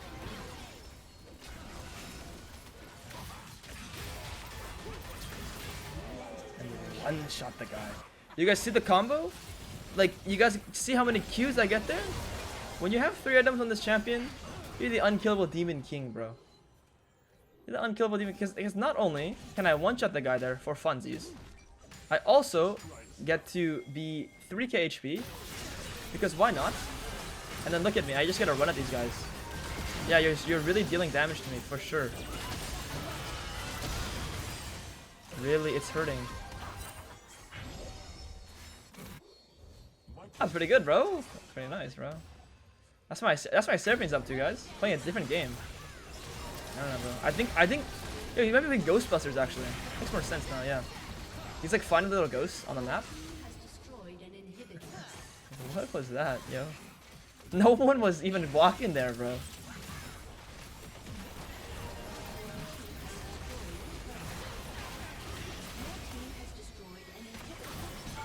Take the kill there. With your extended range on your Q, you look for opportunity like this.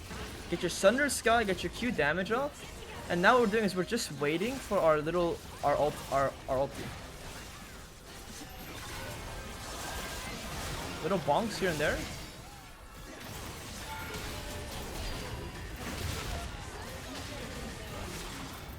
Yes, I ask you.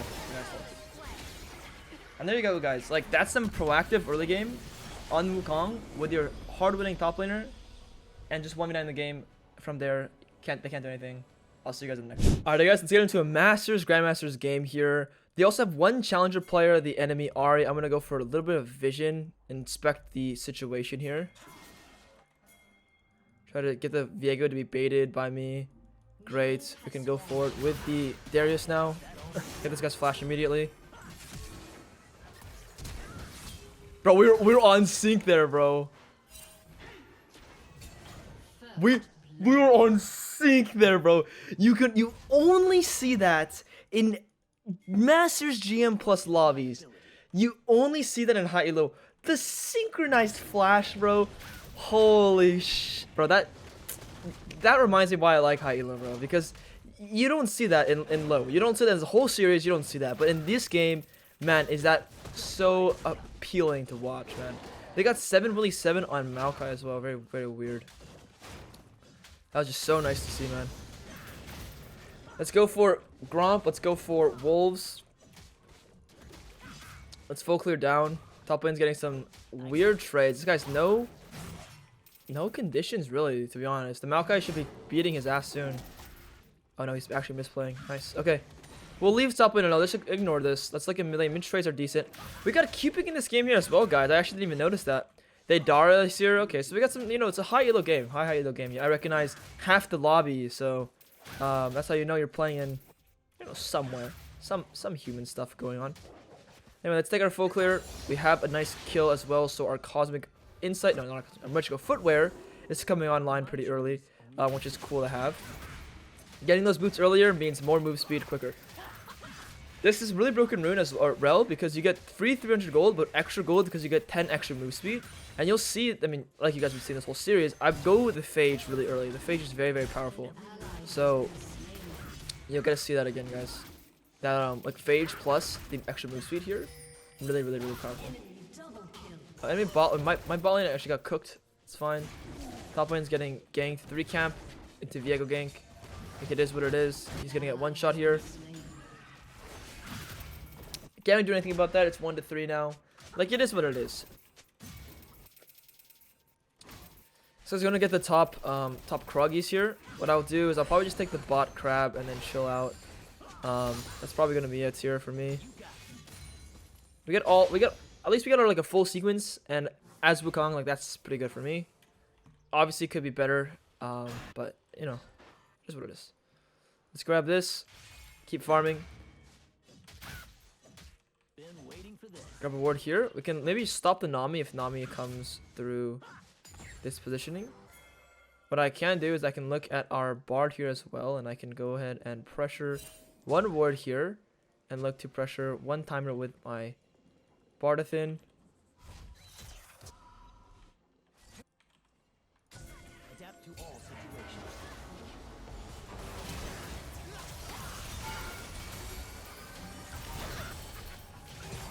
Should be fine here. Okay, we'll take our reset here. We won bot lane's position at least. Mid gets flash charmed. It is what it is. We see the Viego in the top side. He's gonna help push that wave. It's completely fine to complete our Phage. We don't have any great conditions for us here. We're gonna lose a lot of that wave. The enemy Darius needs to be careful because we're getting jumped. Get a nice cancel on the mid lane. Can go ahead and walk on the way towards top side and defend my Gromp if the Viego is here. I don't think Viego will be here. He just did the crab. Great. Let's go ahead and take this now. Yeah, so Viego did the crabby cakes there. Okay.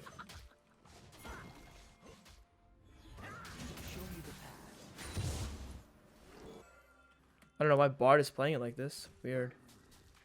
He doesn't want to play Fog of War lines. Really weird. Okay, just farm for 6. Again, like, main goal is farm for 6. Once you're 6 on this champion, it's the same game plan. Like, every single elo is the same game plan. Enemy Ahri has no flash. It's good to know.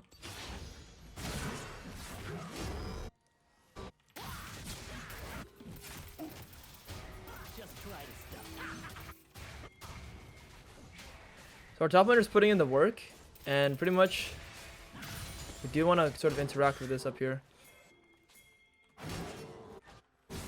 Because this can also turn into grubbies for us. So we want to pressure hard. Our Ezreal's losing a little bit down here, which is fine. Bard is like stacking up the wave, which is really, really good for us.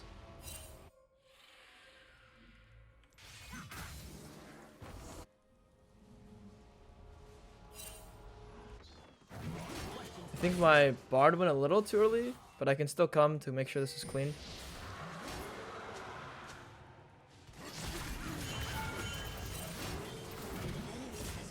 We'll take this, great. We can go for the grubbies now. Our Ezreal dying could be pretty bad here.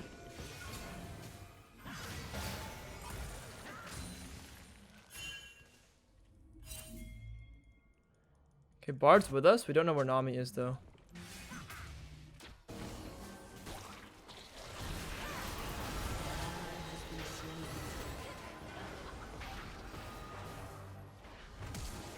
Just early flash because not Ari can still come for me. Let's just reset the map and go top down. Again, we still want level 6. It's really good for our top lane. Our top lane's gonna have a really big advantage. But like this game is still like really slow and steady. I probably can't even enter my top side. What I'm gonna do is I'm gonna run straight to the bot side. And maybe we can pressure the Jhin here as well. I'm gonna see this here. Ari has no ultimate. He didn't take my blue buff at least. What I'm gonna do is I'm gonna pressure bot lane. We scale decently well with Syndra as well. Like honestly, Syndra scales nicely. I want this bot crab really badly. Let's see if Darius gets a little pick. Maybe not. Maybe so. Looks like nothing. Which is fine. We're gonna go down for the bot crab. I want level 6. We can pressure the enemy blue buff here as well. I just want this. I'm gonna cross map a something here, essentially allowing me to get a little bit back on this guy. I'm literally level 5. I cannot do anything.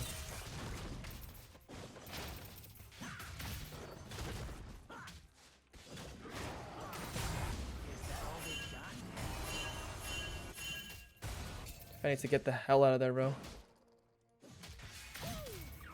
Finish this crab. An enemy has been slain. Show me the path. We can try to go for a little bit of a dive here, potentially, now that we saw Viego topside.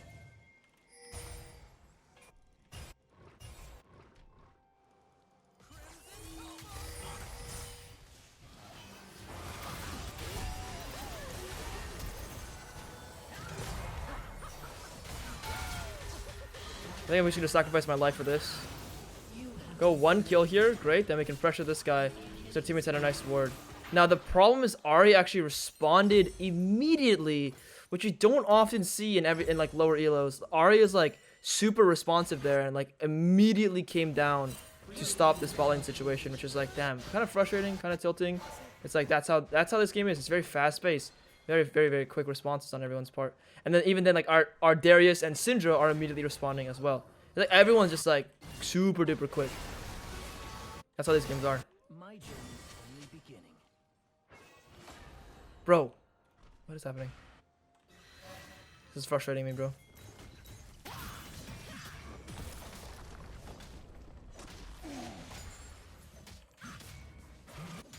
Shut down.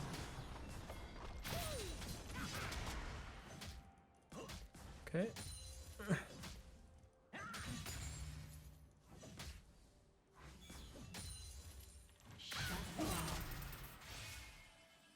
Wuju style.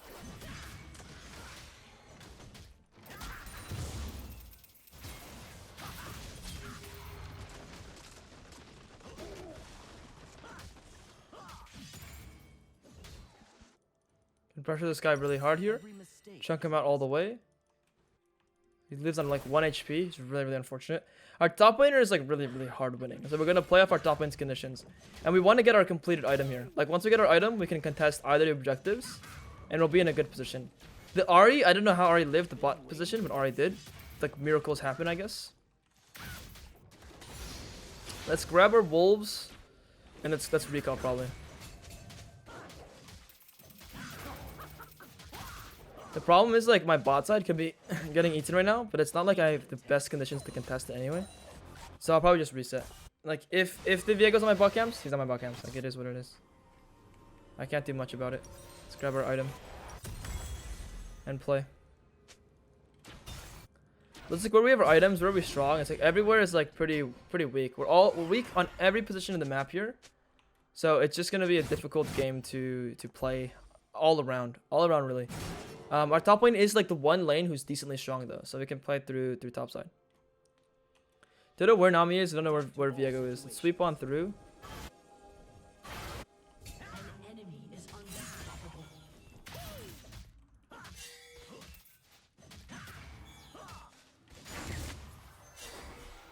Dodge this here. Walk away. We're gonna go try and trade into the bot side.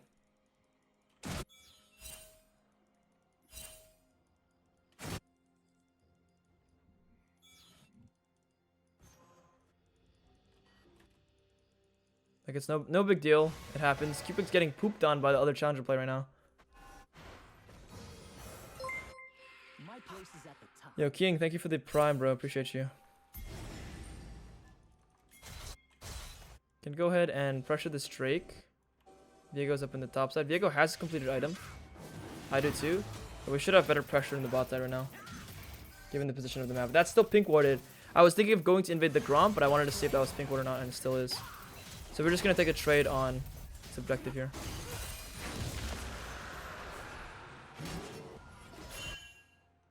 Both junglers are like pretty even right now. Objectives are like slightly in their favor. And the gold mid lane is like the big problem. The gold bot side is also a bit of a problem too, to be honest.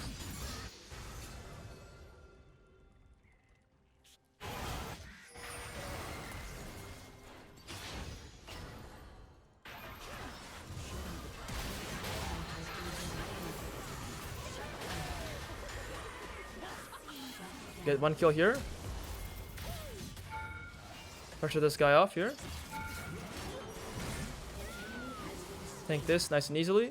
And the Raptors are up. And that's all it takes. Like one play. You would think like, oh, we're in a challenger game, like, oh, these guys are not going to troll, not going to int. It's like no. In a challenger game it happens even more. Even more. It never ends, guys. You'll never stop having teammates who are stupid or enemies who are stupid as well. It'll never escape you. It's just part of the nature of League of Legends. We're going to be really aggressive here. We're going to one-shot this camp. Put this Viego behind. Put him in his place. He had too big of a lead for no reason. Let's walk on out here. So I don't have ultimate for a minute. So right now, it's not like I want to fight anything anyway. So I'm just going to farm my camps. I don't have my ultimate. It's like, I don't want to fight anything. What I'm going to do is I'm going to save my W here because the Viego has no top camps. If Viego has no top camps and he's not showing ball lane right now on his blue buff, the Viego could consider coming to invade me in the top side. So I'm being like very thoughtful of like, okay, if he comes, I need all my juice. There we see Viego. Okay, so now we know that I can use my W if I want to. I use my W on the next camp, pretty much.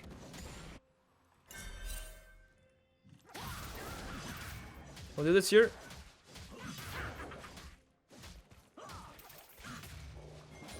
And then we can go pressure the mid turret a little bit.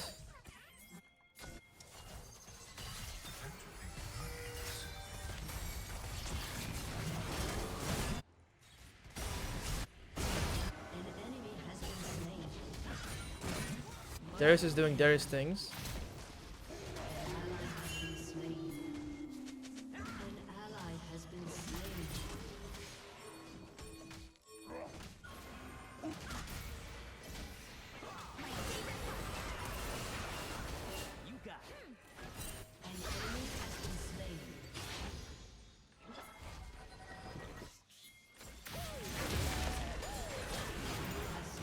We'll take this kill here, and you guys see how I canceled my ulti early to cast my Q.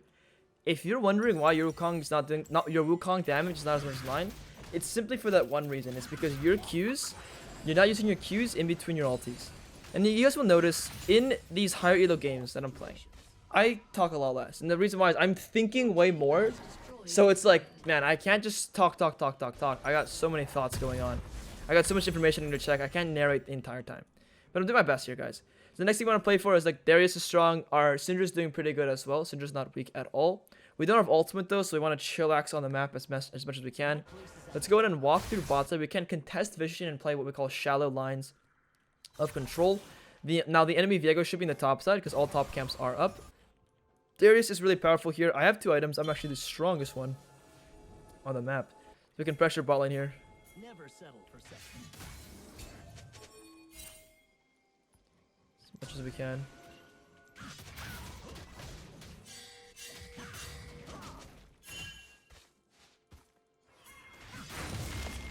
Can finish this off here. My ulti's coming up soon. Show me the path.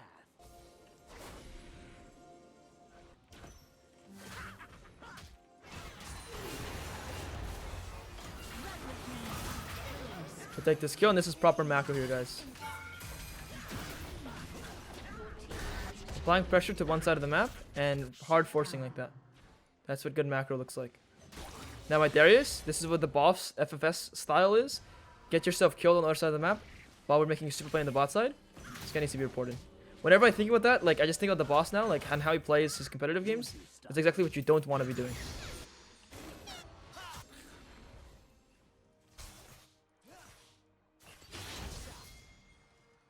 We can do what we call shallow contest again. Every mistake is a lesson.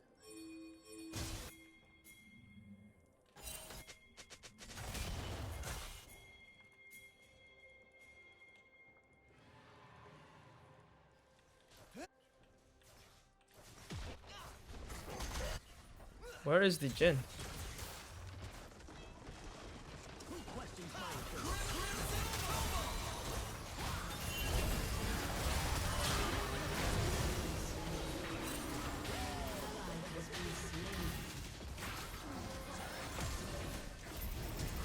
He's flashing on me, bro. Oh boy, oh boy. That was bad. That was a bit forced. Like, I was a bit much. But maybe this guy can clear this in time, which would be cool. They're gonna get like two turrets through mid. We're gonna like, oh my goodness, bro. Like, oh, it's so frustrating because honestly, if our teammates came to fights, they just got scared. Like, I don't know, our teammates just got scared there. We wanted our teammates to come fight with us. They didn't want to fight with us. Like, I should look at our teammates. My Ezreal is the weakest one on my team. Bar is the weakest one on my team. I need to respect that. I need to play around my Syndra and my Darius. This is a massive mistake for me. At least no one's like negatively pinging, so it's fine. We gotta save mental and shit. But I need to focus up this game. This game's a very hard game because my teammates kind of suck in the bot lane. I have two hard winning lanes. I can mope about all I want, like, oh, my bot lane sucks, all like this. Like, it doesn't help you at all. You need to work with your strong lanes. You need to work with your winning lanes. So we gotta go ahead and play around our homies mid and top. If we play around these guys, they have 2 items as well, we win the game. Like, the game is very easily won. We just have to be smart. Stop making stupid choices. Okay, we're gonna go for our topside camps. Hover the Syndra. Who needs more help, the Syndra or the Darius? It's always gonna be the Syndra. Syndra will always need more help than the Darius. So we're gonna go clear this quickly and then go defend our Syndra on the top side.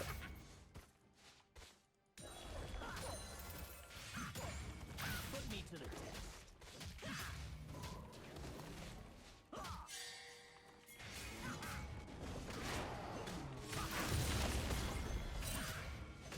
Finish all this up real quick. Adapt to all situations.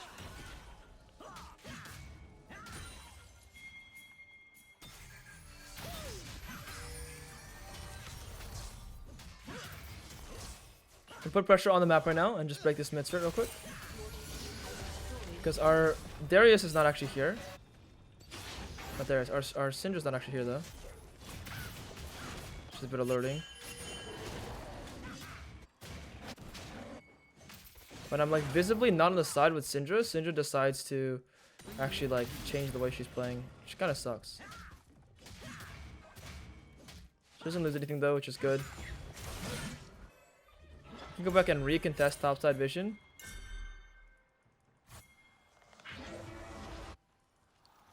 Every mistake is a lesson.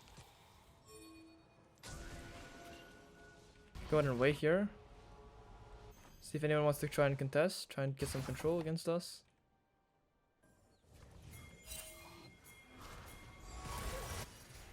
Who questions my ability?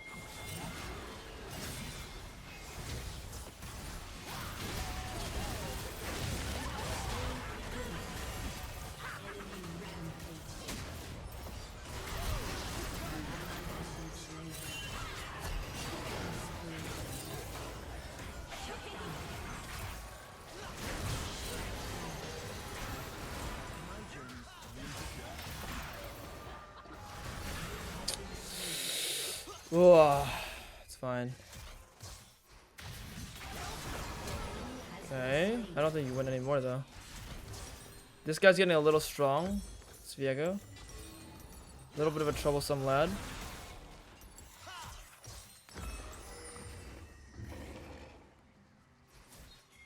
Should be out of here though, it's good. I want, let me see, ulti 81 second cooldown, then it goes down to 76. The HP is nicer. What we need to consider is this guy flashed. Okay.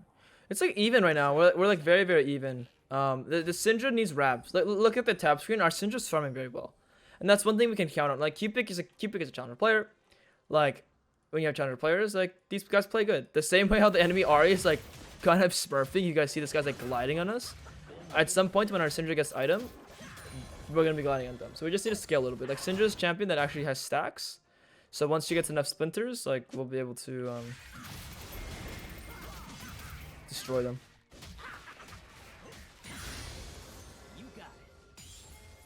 So right now what we're doing is we're playing for control over the map. Instead of going to actually do like camps or anything right now, we're playing for control around like every position here.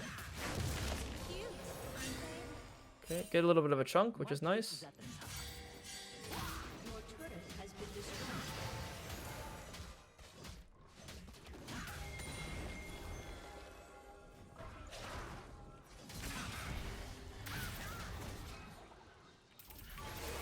Adapt to all situations. Okay, playing a little slowly here. Going for like some control.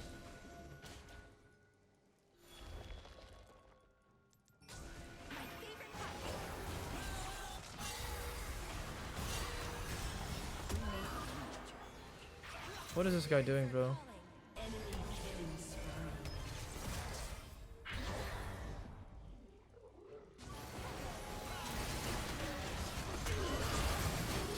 I'm leaving, dude.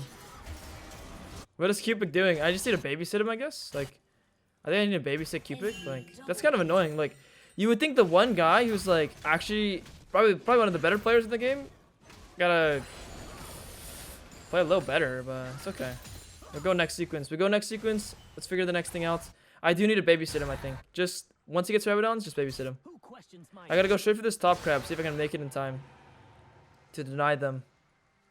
Deny them the crab would be super duper important, super helpful for the map right now. Try to get there quickly, man.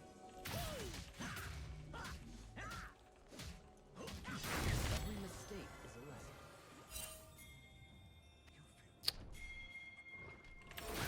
Whew.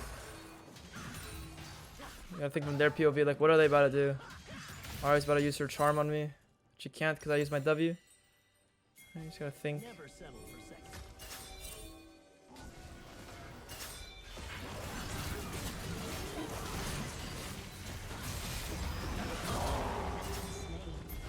You can pressure this, yeah.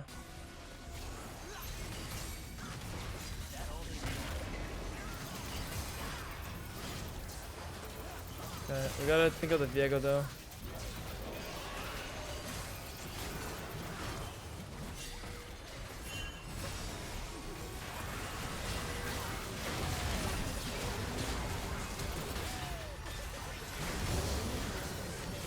In and out fighting, baby. That's how you do it. In and out fighting. I'm going in, I'm going in, I'm going in, but I'm always planning to escape somewhere away from the enemies. That's how you do it, guys. And think about Wukong as a champion, like you want flanks. You want to go in from the side. Always. At all points, you want to go from the sides, all as many as you can, and run away. Again, Syndra put in work there. I think Syndra one-shot the Ahri. That's what happened. So that fight felt pretty easy. Syndra needs item. Syndra gets item. Hover Syndra. Babysit Syndra. My hand roller just dropped. I need to pick that up. My journey's only beginning. Babysit the Syndra, guys. No, do not do this. Recall, get your item, bro. We can win the game, you and me. Should be really free to win this, guys. Yep, look at Syndra's items. Look at how powerful she is. So where do you want to go, bro? You tell me. You want to go top lane? Alright, let's go, bro. You tell me, bro. Now, Syndra does have TP, though. Yeah, I don't care. I'm gonna go with her. I don't care. I don't trust him. I don't trust him. I don't trust him. I don't trust him. Which wave is Syndra gonna go on? That wave. So I need to bolt it. I'm gonna bolt it straight to the wave Syndra's about to play on.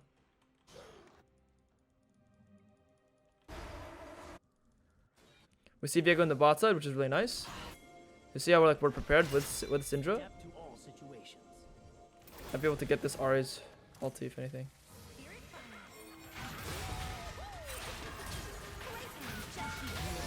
Completely one-shot him because I have good positioning on the map, and my champion also just deals a lot of damage. So like, I'm also just putting myself in the right positions with my Syndra, because you think about the enemy mid laner. What does enemy mid laner want to do? They also want to catch the wave. They also want to stop the wave. So we got two things here we can think about.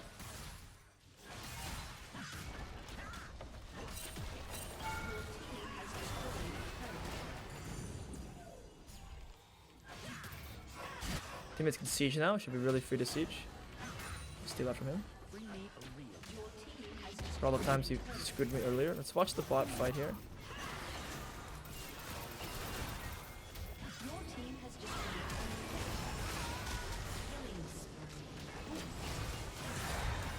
And just playing with my Syndra really.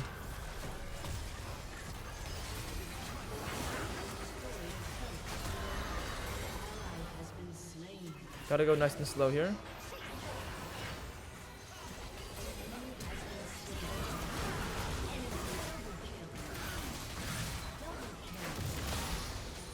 Now we can end the game. And you can see how like I'm going on the side and I'm playing slowly and I'm just waiting for a good position. I'm waiting for opportunity. I'm creating opportunity by going in from the side.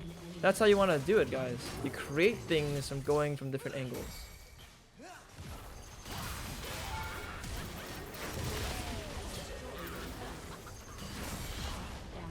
I didn't cast my auto attack. Whatever the game's. That's the high-elo game, guys. Wow, what a game, what a game, what a game. At least you guys got to see some high-elo fighting as well. We got it all. We got the stomps, we got the hard games, we got the high-elo fighting. I hope you guys enjoyed this series on Wukong. If you did, please leave a like, comment, and subscribe. Make sure you join the Discord.